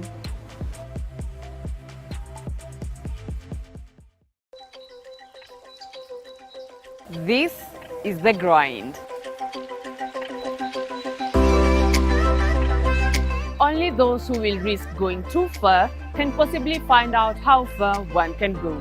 T.S. Eliot. So I decided, let me just take this up, put the teaching on hold first. Let me try see where this can go. I mean, the opportunities are a lot. But is that all you need? Oh wait, there's more. This seems a little too much. Let's slow it down. You do this is something you do out of passion. Join me, Violet Njaki, as I navigate through the maze of the increasingly dynamic business environment and quiet down the noises. As I help you flourish in business every Monday at 7:30 p.m.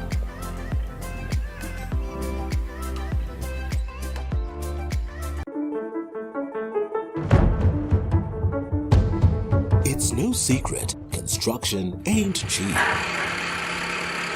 But how do we make it affordable? Different individuals are finding ways of cutting down cost by use of pre-stressed slabs other than reinforced concrete, recycling plastics to make pavers. The brick is stronger, it's cheaper, and it's lighter. And recycling wastewater in your household. What happens to my waste from the washroom, the solid waste, all that can break down. Those are just but a few. Every Tuesday at 7:30 p.m. we talk construction.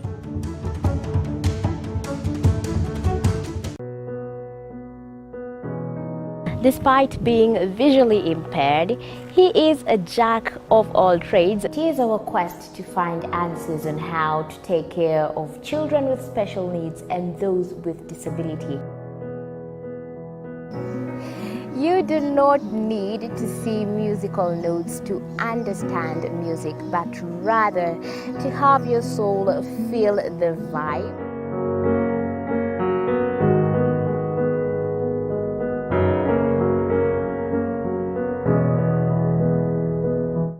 Actually, for us to make a wheelchair, we have to take measurements of the user. After doing my assessment, I get to know the parent. I get to know the heaviness she's carrying. Disability comes at different stages of life.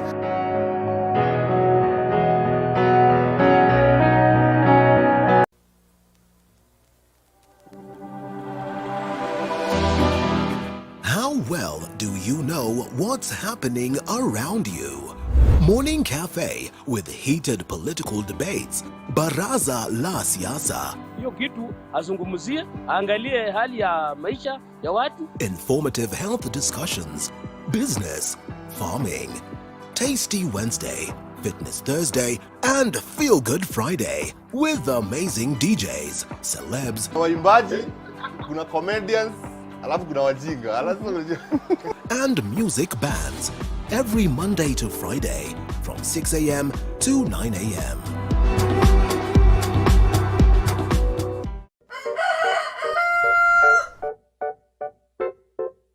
The next set of millionaires are farmers, as we know agriculture has been and still is the backbone of our economy.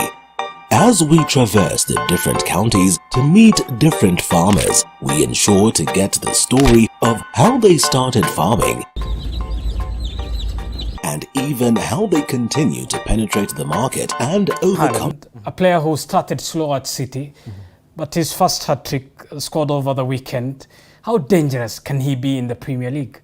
So, to look at it from the perspective of how difficult the English Premier League is, you know, like you rightfully put it, Erling Haaland had a very difficult start to the season, but it takes players quite some time, a couple of match weeks before they get to adapt to the style of play of the English Premier League.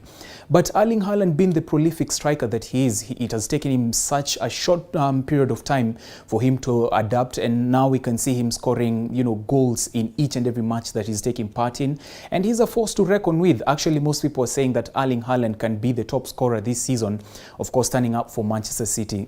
Over the weekend, we saw him registering a hat-trick, so we're yet to see more coming from Erling Haaland. Of course, Dennis, City are the defending champions in as far as the Premier League is concerned. Haaland is a heavy investment in as far as City's records of multi-million investment dollars is concerned, euros rather. That test to that investment surely will be a win of a Champions League, isn't it?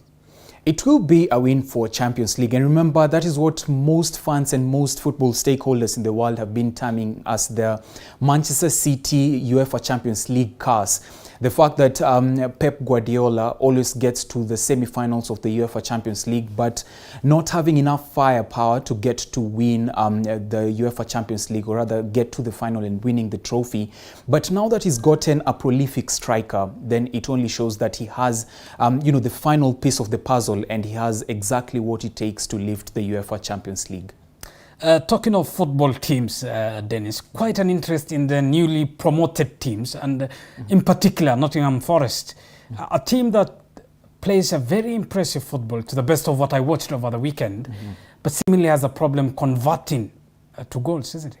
That is so true, Abu Bakar. But then again, you look at Nottingham Forest, like you've said, playing beautiful football. They haven't been in the English Premier League for quite a long time. Remember, it is an elite club that once upon a time was registering victories and lifting the English Premier League trophy.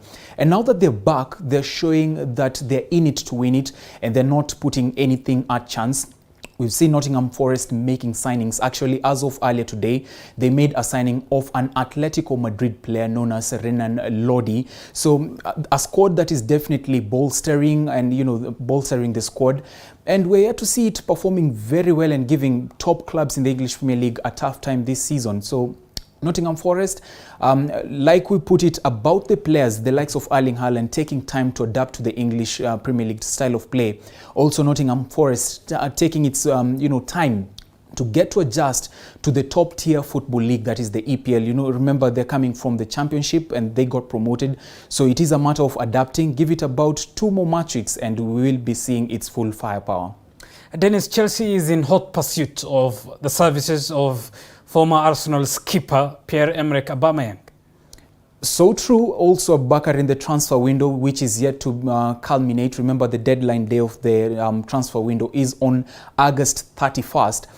Chelsea, like you say, is on a hot pursuit of Barcelona forward, that is Pierre-Emerick Aubameyang. Now, remember, Barcelona right now is, they seem like they're quite reluctant to release some of their players, given the fact that at the beginning of last season, Barcelona seemed like a club that was actually sinking, and it seemed like a club that was going to be relegated after Lionel Messi got to leave the club. But right now it is a force to reckon with, a formidable side. So, they tend to look at the situation and analyze it that since they have, the firepower of Robert Lewandowski and, the other prolific players, then it wouldn't be right if they lost the services of Pierre-Emerick Aubameyang, who's also providing the squad depth. So Barcelona, it is a 50-50 situation. We're here to see if Chelsea are going to make the signing. Remember, one of the key tenets of the transfer window is if Chelsea put in a good bid for Pierre-Emerick Aubameyang, then Barcelona will not have any other option than to let Aubameyang. Dennis, let me interject you there. I have one cheeky final question to ask you, but I understand we have a live update from Nyaki West ward in North Imenti, where the results of that particular ward are currently being announced by the constituency returning officer. Let's cross over there and listen to the declaration by IEBC on who the winner for that ward is. Moria Martin Moduri, 654. So I'm writing the results. I'm writing the certificate of the elected member of the County Assembly for Nyaki West now.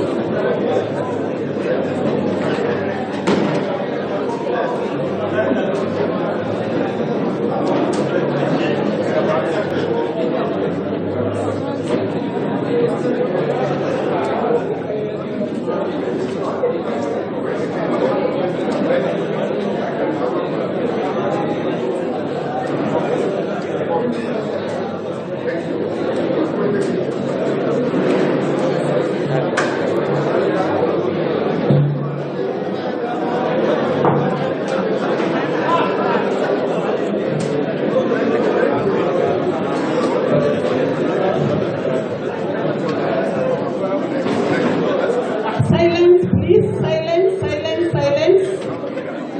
Let us be quiet, please. So the constituency returning officer hereby declares that Fredrick Mubichi of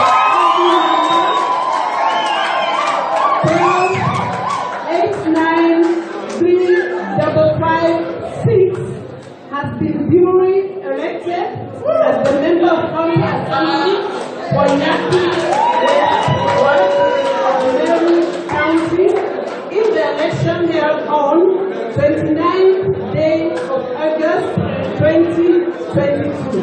Constituency returning officer Karen W. Mwangi, signature dated this day, 29th day of August 2022. So Mubichi.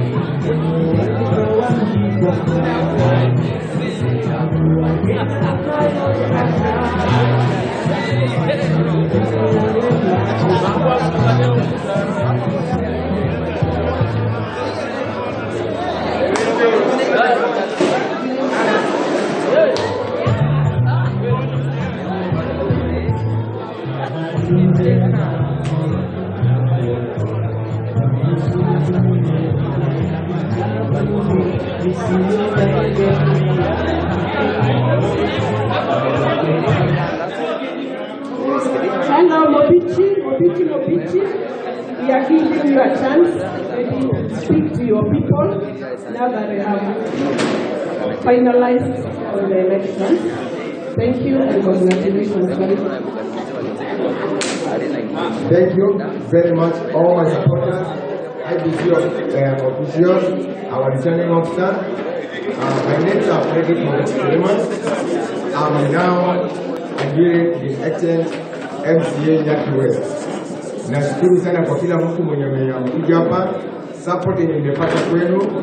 Hadi sasa mpaka sasa hivi mimi naona nimepewa certificate kwa MCA elect wa Nyaki West constituency.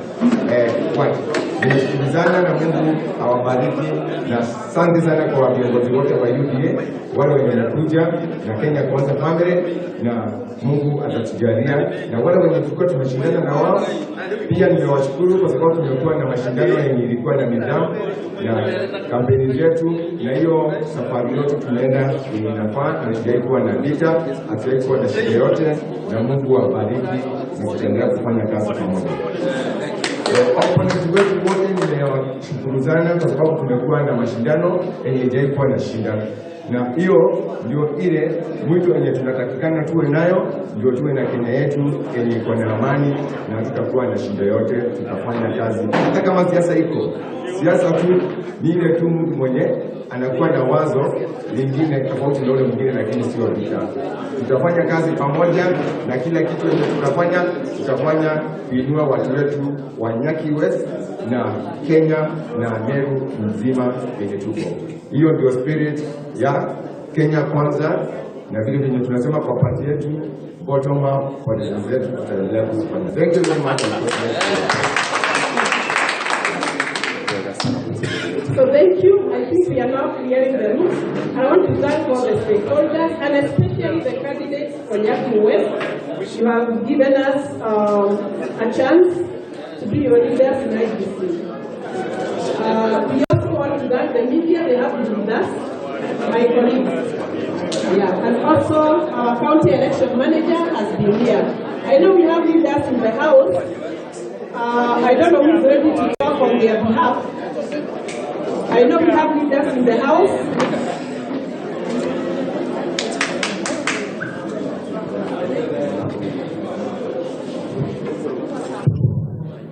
Thank you. Jina langu ni Kaburi Muhungi, seneta mteule wa jimbo la Meru. Ningependa kuchukua nafasi hii kushukuru IEBC kwa ile kazi nzuri wamefanya hapa Nyaki West Ward, wakafanya uchaguzi wa haki na ukweli.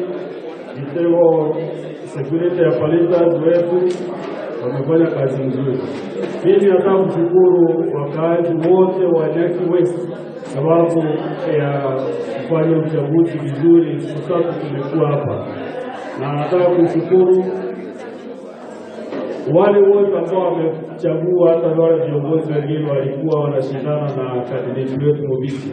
Kuna more than 15 candidates who are on board.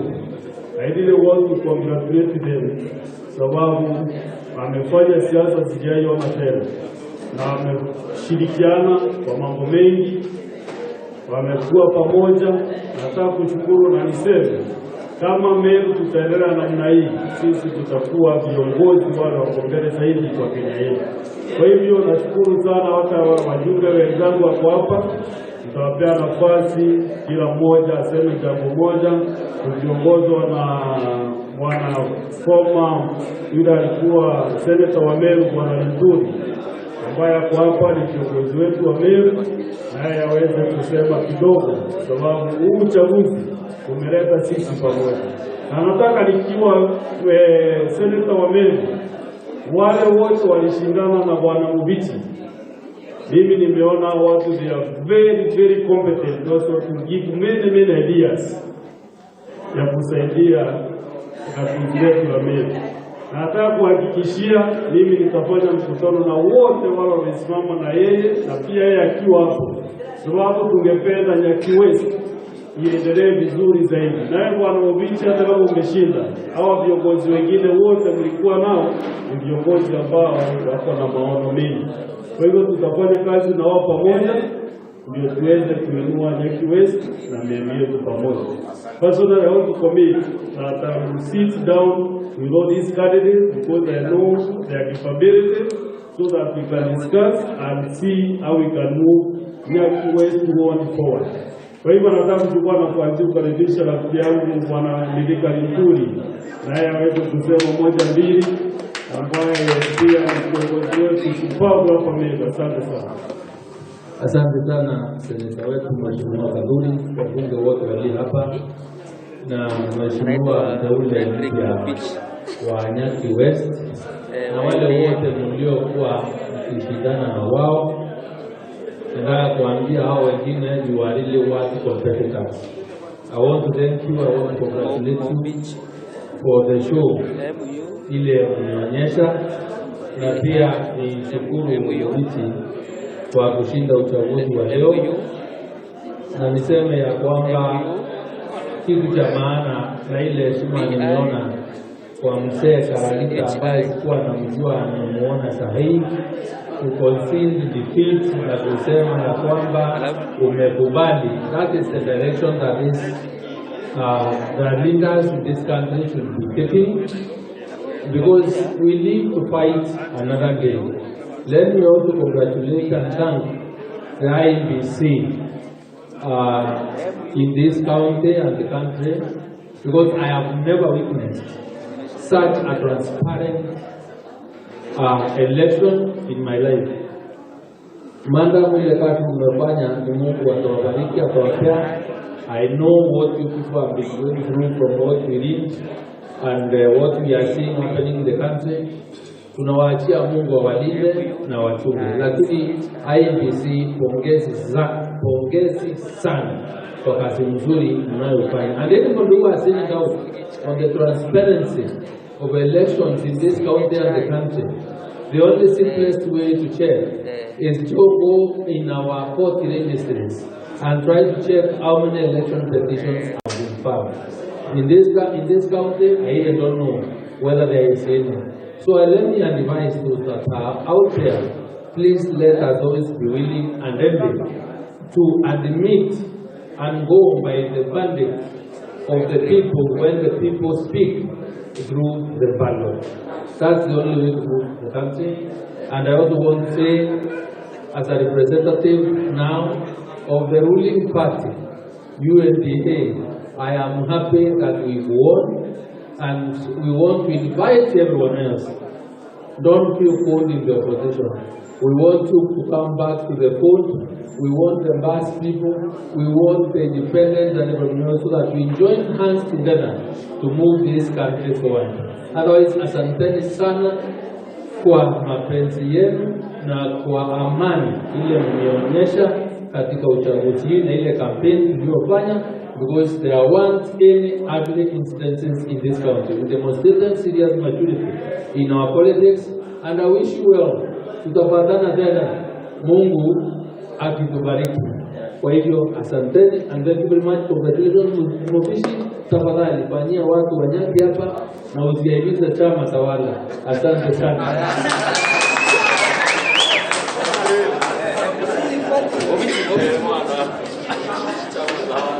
Asante sana Seneta Kongole Bwana Mheshimiwa Mubichi Kirima. Asante sana IEBC. Tumeona high level of integrity, fairness and professionalism. Tunawashukuru.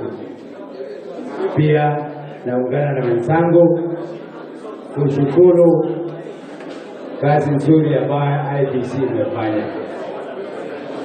Na mimi pia niseme wale ambao mlikuwa mnapingana nao mno sana wanakaragita.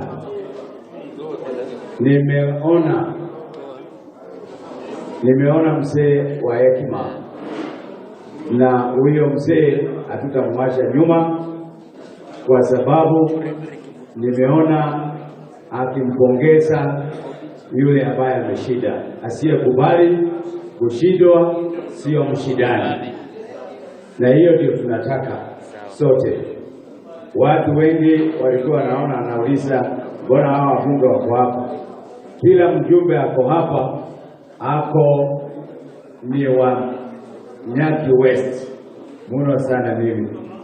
Kwa hivyo ukiniona area, siku anakuja tu, nilikuwa natafuta MCA ambaye atanifanyia kazi akiwa mjumbe wangu.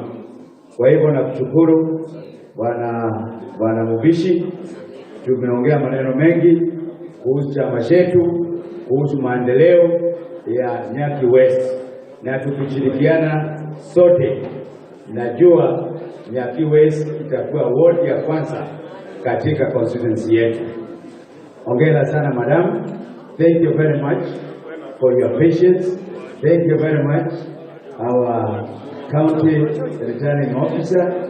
You've been a great professor of running these elections, and for the first time we have seen a serious organization. I think we will ask the IBC to come and learn something from IBC here. So asanteni sana. Thank you very much. Tunashukuru nyote. Thank you very much. Ningependa kupea Bwana Karagita aweze kutoa jambo moja pili katika hapo kidogo.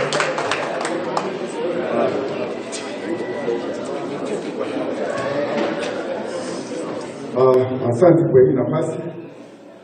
Niseme ni asante sana kwa watu wote wa Nyaki West. Wamefanya uamuzi na huu uamuzi ni lazima tuukubali. Asiyekubali kushindwa sio mshindani. Nataka niseme hivi, hata hiyo election nyingine kubwa huko juu ya president, kama umeshindwa umeshindwa. That is the truth. Mimi nimekubali kwamba mwenzangu Mubichi ameshinda na tutamuunga mkono. Kuna haja ya kila siku kotini kushindana bure, wacha tumuunge mkono. Leo amechukua, kesho ni mwingine. Sawa sawa. Bora Kenya iende mbele na tunaomba amani. Mheshimiwa, mimi nitaunga mkono na sina shida. Karibu sana. Thank you. Okay. Haya. Yangu ni machache kama mjumbe wa Constituency aliyechaguliwa na chama ya UDA. Naitwa Kirema kama Mubichi, lakini hii Kirema si baba moja, lakini we have a common background. The year 1997 Mubichi alipomaliza shule ndio tuliingizwa siasa sisi wawili na Mubichi. Na mzee ambaye alikuwa anaitwa Jackson Angaine akatupatia mtu anaitwa Gideon Mengi, nikawa campaign manager, huyu naye akawa PA wa Mengi. Tukafanyia Mengi siasa, lakini tukasoma kutoka kwake, hakufaulu. Lakini ile mbegu ilipandwa wakati huo, maajabu imekuja kumea nyuma ya miaka mingi. Mimi leo ni mjumbe wa Central Mubichi, leo ni MCA wa Nyaki West. Hiyo si kitu mzuri. Kwa hiyo tutafanyia watu kazi kulingana na uwezo ule Mungu atatupatia. Tuone Nyaki West imeenda mzuri na hata Central imeenda mzuri. Congratulations Bwana Mubichi, watu wa IBC. Honestly, you have done a wonderful thing. Nimezunguka leo, nimekuta watu wengi watu kazi, they have done the best. Security officers, the kind of security I found on the ground, you people, you could not compromise, neither allow anything bad to happen. Maombi yangu ni haya. If we can do something like this in the name, why can't those people in Nairobi learn that siasa si uadui, ni kushindana, na yule anashindwa anatosheka kwa sababu kesho iko. Watu wa Nyaki West wote wale walikuwa candidates, you have done great. Nimeona mkiwa na imani nyinyi nyote, hakuna furugano ilikuwa mchana, hakuna uadui, na hiyo moyo uendelee hivyo hivyo. Mubichi, kile nitakuomba, chukua maoni ya kila candidate yule alikuwa akisimama, yule mlikuwa mshindana naye, uifanyishe kazi.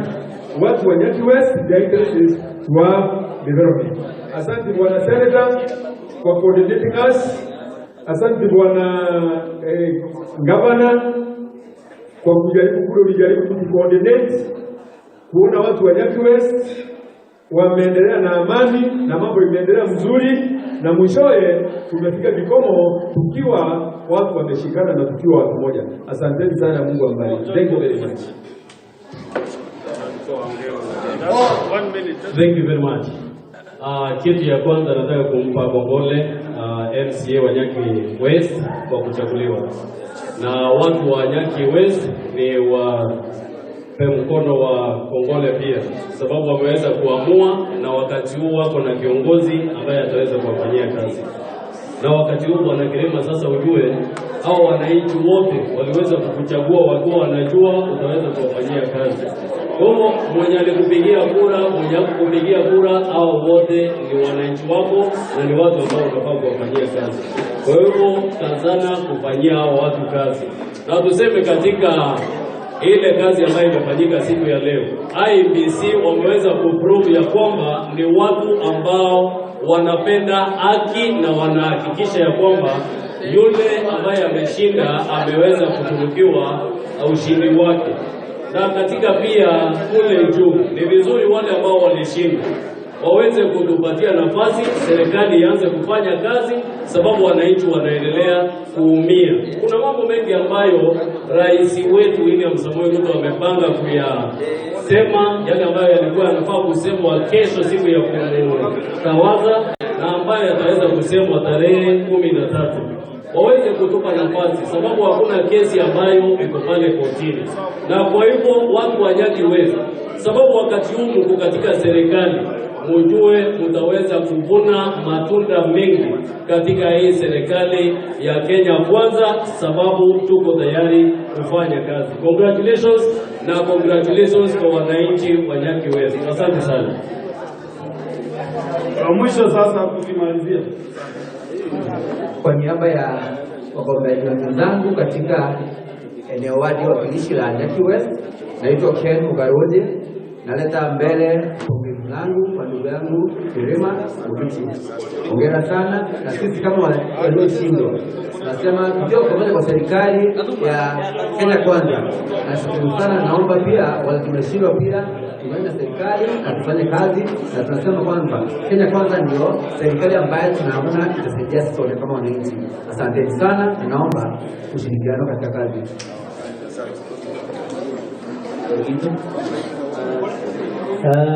First of all, I want to congratulate my brother Mubichi Kirema. Mimi naitwa Dominic Moyoki.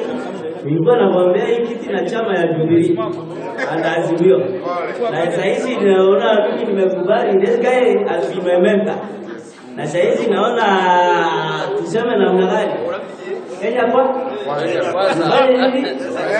wale kutengeneza hii dunia bana, na hiyo ni namna gani. Wewe kama my mentor, I want to congratulate you and your team for the spirit and fight that I've seen you have done. Na congratulations, na utupeleke mbele baba. Asante.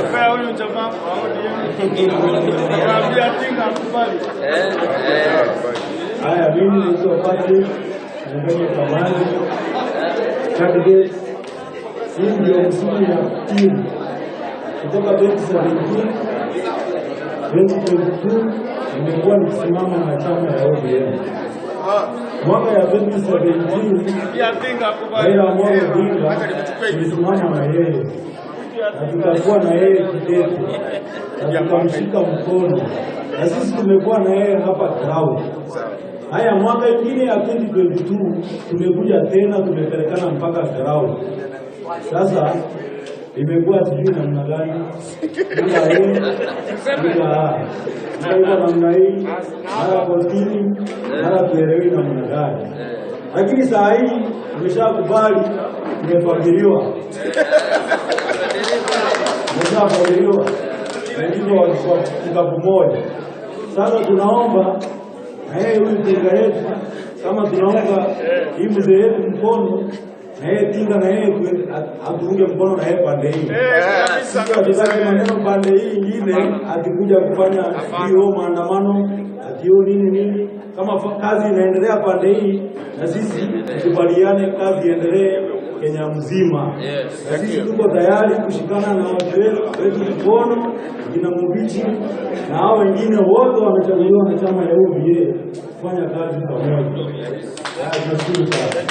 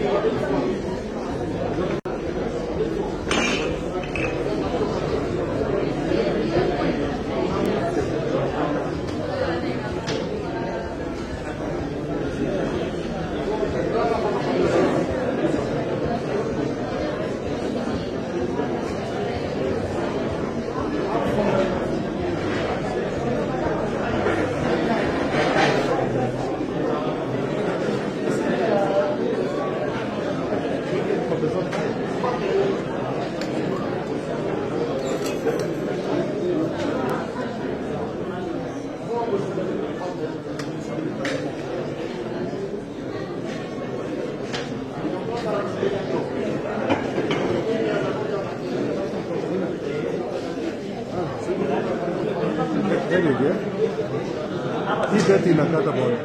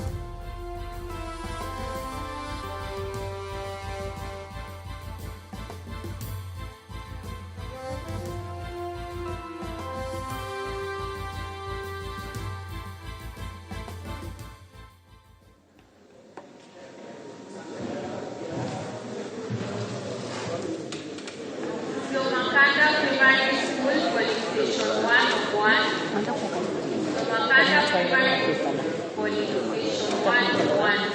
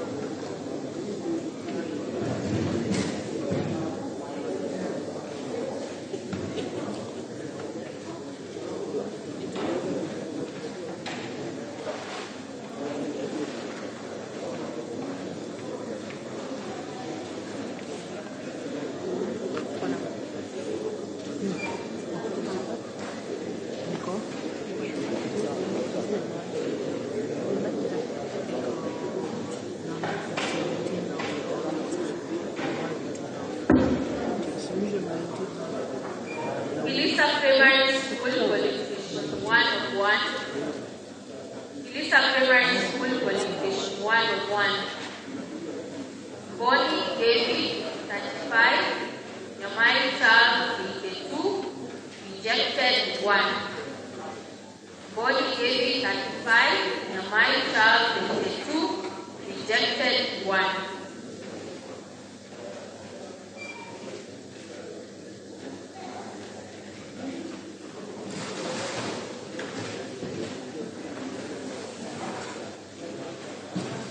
0. It's full already.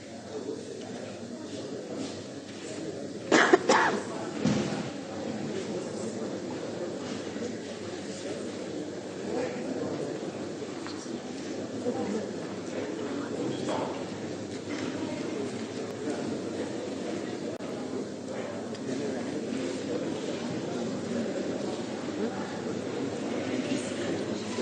Primary school qualification 101. Body David 110. Nyamai child 8. Rejected 0. We were primary school qualification 101. Body David 110. Nyamai child 8. Rejected 0.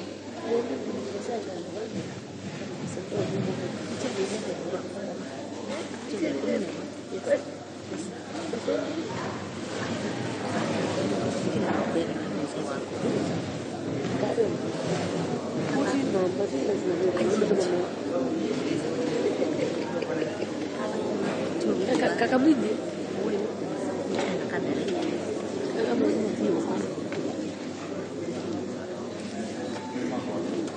The best thing in the video is that camera.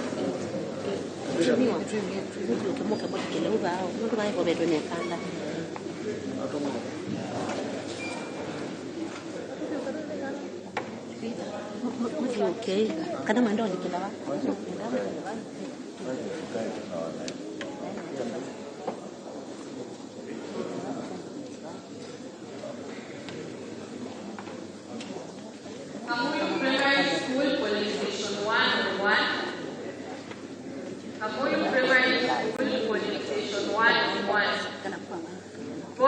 David, 248. Nyamai Charles, 6. Rejected, 1. Bonnie David, 248. Nyamai Charles, 6. Rejected, 1.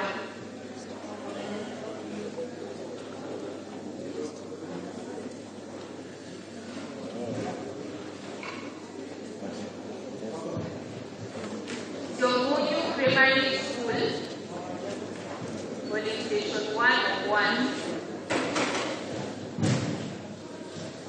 Bonnie David, 43.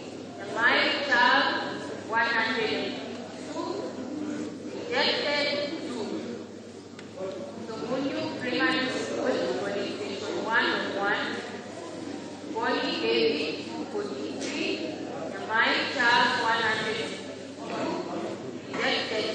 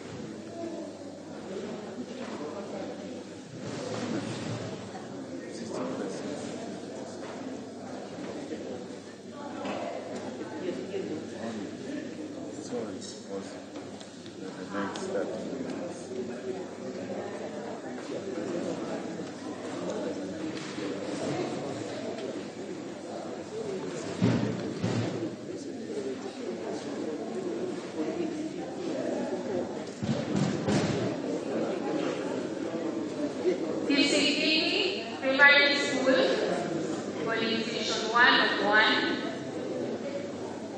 Kisikini Primary School, polling station 101. Bonnie David, 113. Nyamai Charles, 34. Rejected, 0. Bonnie David, 113. Nyamai Charles, 34. Rejected, 0.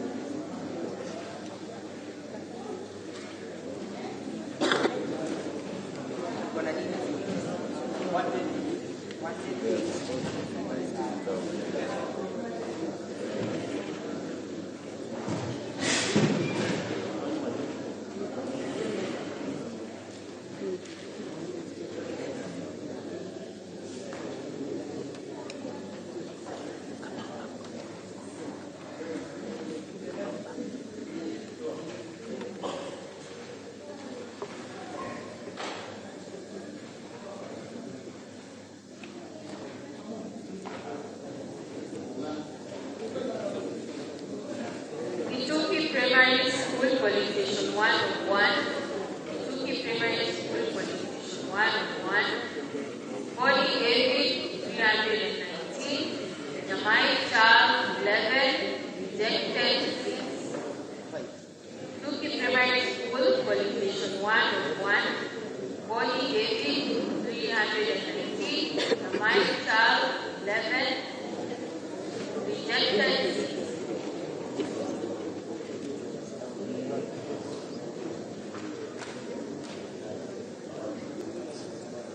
Primary School, polling station 101. Bonnie David, 49. Nyamai Charles, 199. Rejected, 2. Zambia Primary School, polling station 101. Bonnie David, 49. Nyamai Charles, 199. Rejected, 2.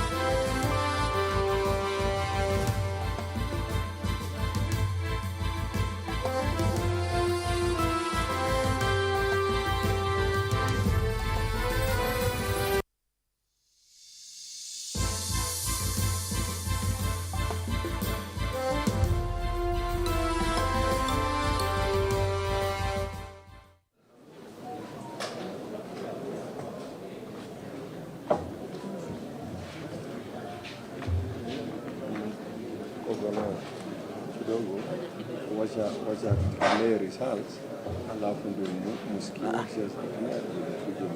He will read from the signed ones. Anasoma from the signed ones. Sasa declare kwanza ndio kwa wasikie what has been declared is the right to sign. I want to announce the results from Form 35B. The total number of registered voters, 84,625. Paul Kibet Chebor.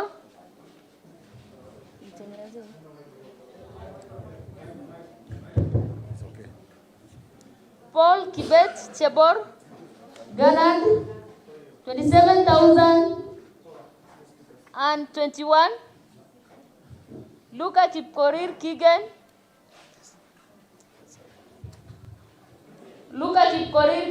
593. Kipruto Moi, 14,715.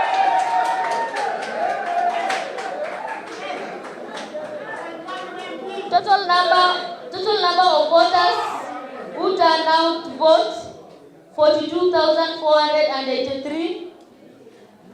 Percentage of voter turnout was 50.20%. I want to call upon the agents from all parties to come and sign.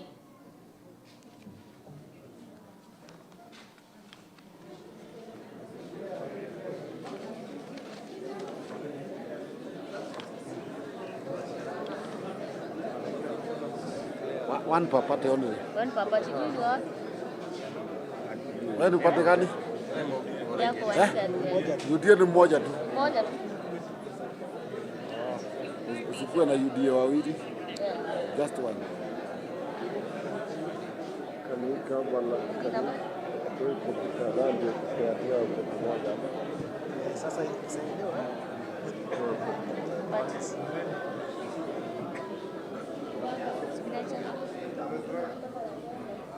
Sanggal tarik saya. Baru di sini.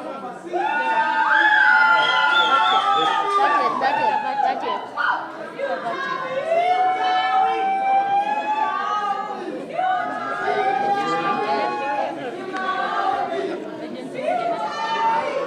Another agent from another party. Now declare the winner. Now you can assign. Fanya hivi, andika certificate. Declare the winner. Andika certificate. From the above results, I want to declare Paul Kibet Chebor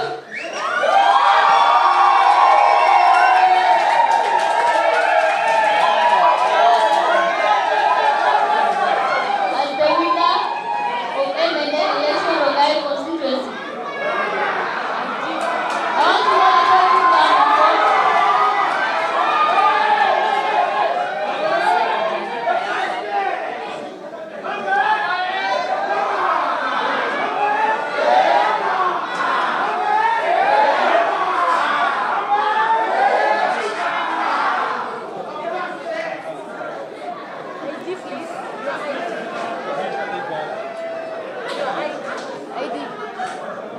bring the ID.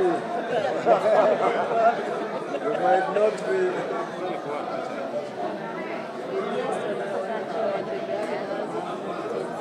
Video. ID.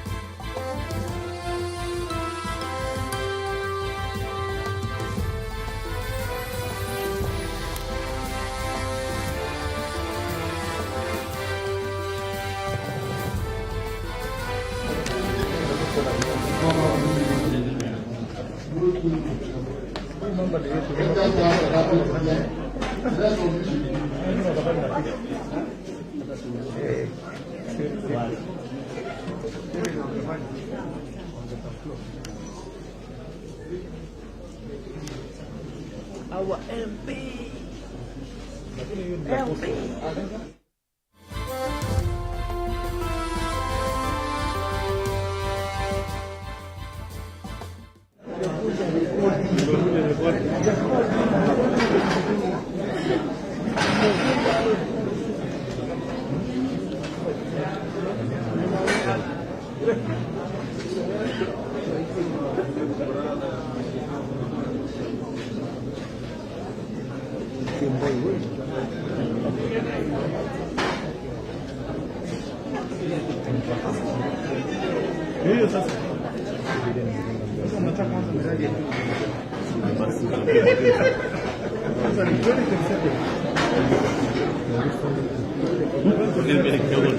Msonge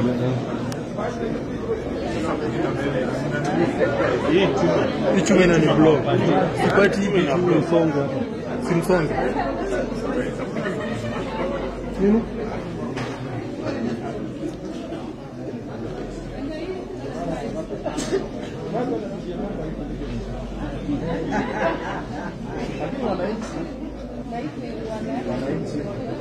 Hata nikwambia wananchi wakubwa na kikundi na kuangalia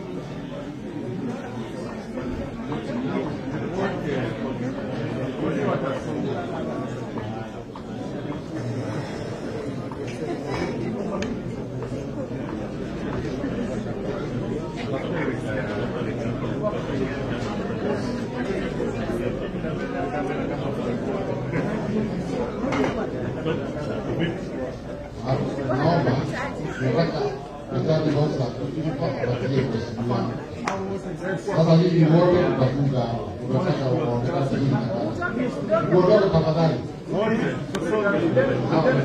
Gani kabisa wakuje nyuma. Bibi yake wewe. Ndio kweli.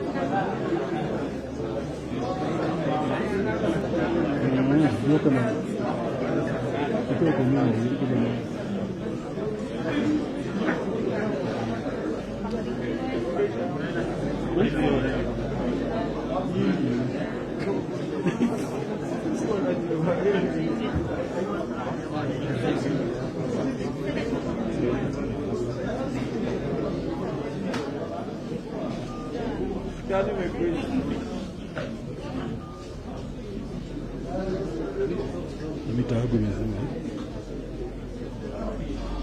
Nada habu mizima.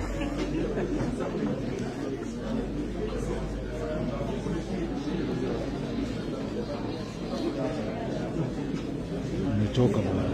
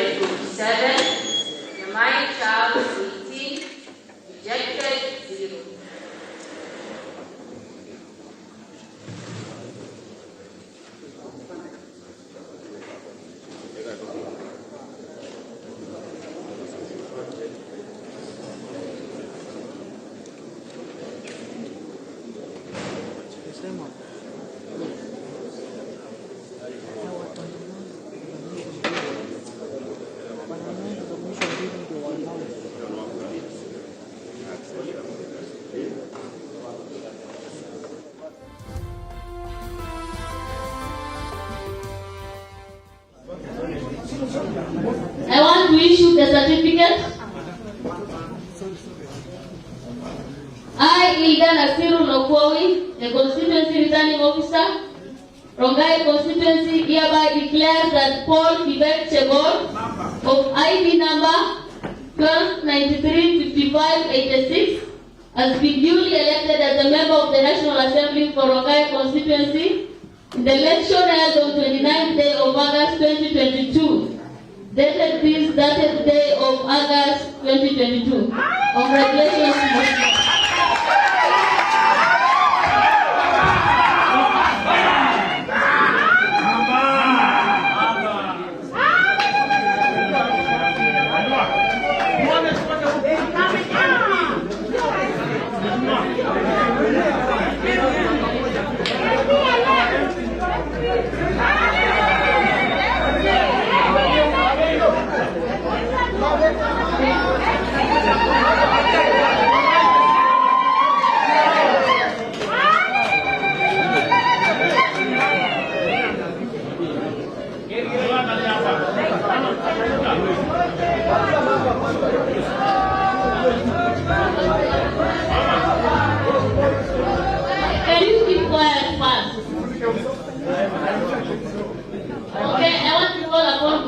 Chebor say something? He has something to say or tell us? Giving his chance, say something. Basi asante sana kidogo tu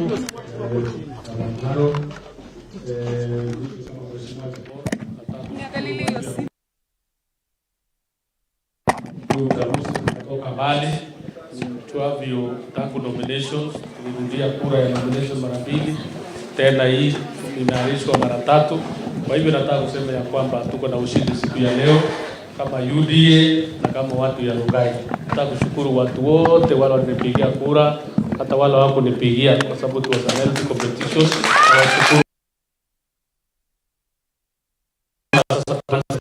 Kusaidia wananchi na kusaidia watu ya Rongai. Asanteni sana, Mungu awabariki. Tutasema mengi kwa sababu ya uchovu mingi, tutasema kutoka kesho. Na nataka kushukuru sana my party leader, the president elect, amesimama na mimi kabisa, na wamesimama na watu ya Rongai, na hata gavana wetu Susan Kiika amesimama na mimi na watu ya Nakuru kwa jumla. Kwa hivyo niko na shukrani sana, na hata MCS yangu ya Rongai wamesimama na mimi, na washukuru sana na wananchi wote. Si Mungu awabariki sana. Na mama mwenyewe, mama watoto wako hapa, takushukuru sana. Amesimama na mimi sana. Kwa hivyo asanteni sana. Mungu awabariki. Wacha mheshimiwa Sirma ongezee tu kidogo.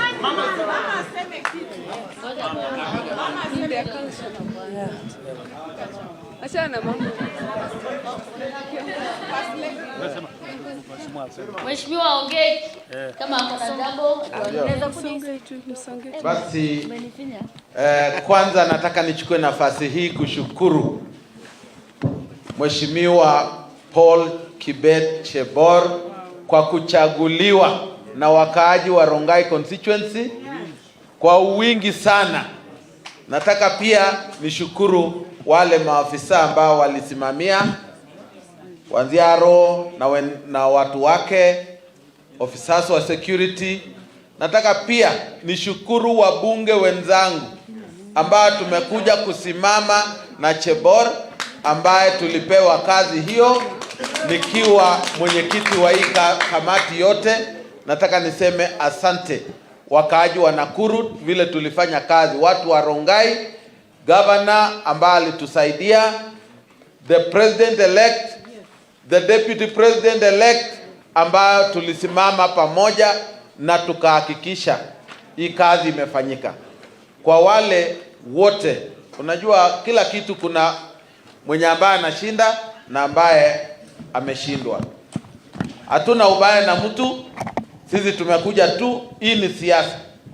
Na siasa hapana wekanga kwa roho, utapasua roho. So mimi nataka kila moja ajue siasa ni maneno ambaye tumekuja kwa mashindano, tumemaliza, mwenye ambaye ameshinda ni Paul Kibet Chebor. Mungu awabariki sana.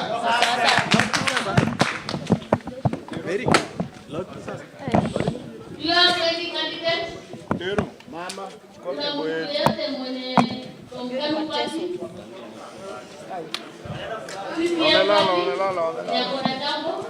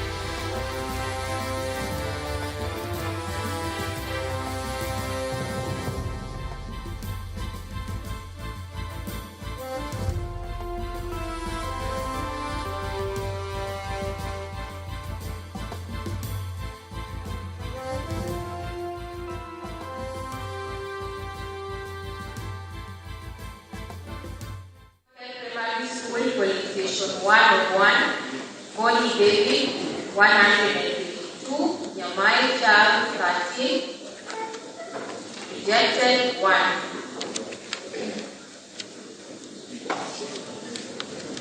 So you shall give us a few minutes so that we can finish studying, then we will give you feedback. So can you be patient?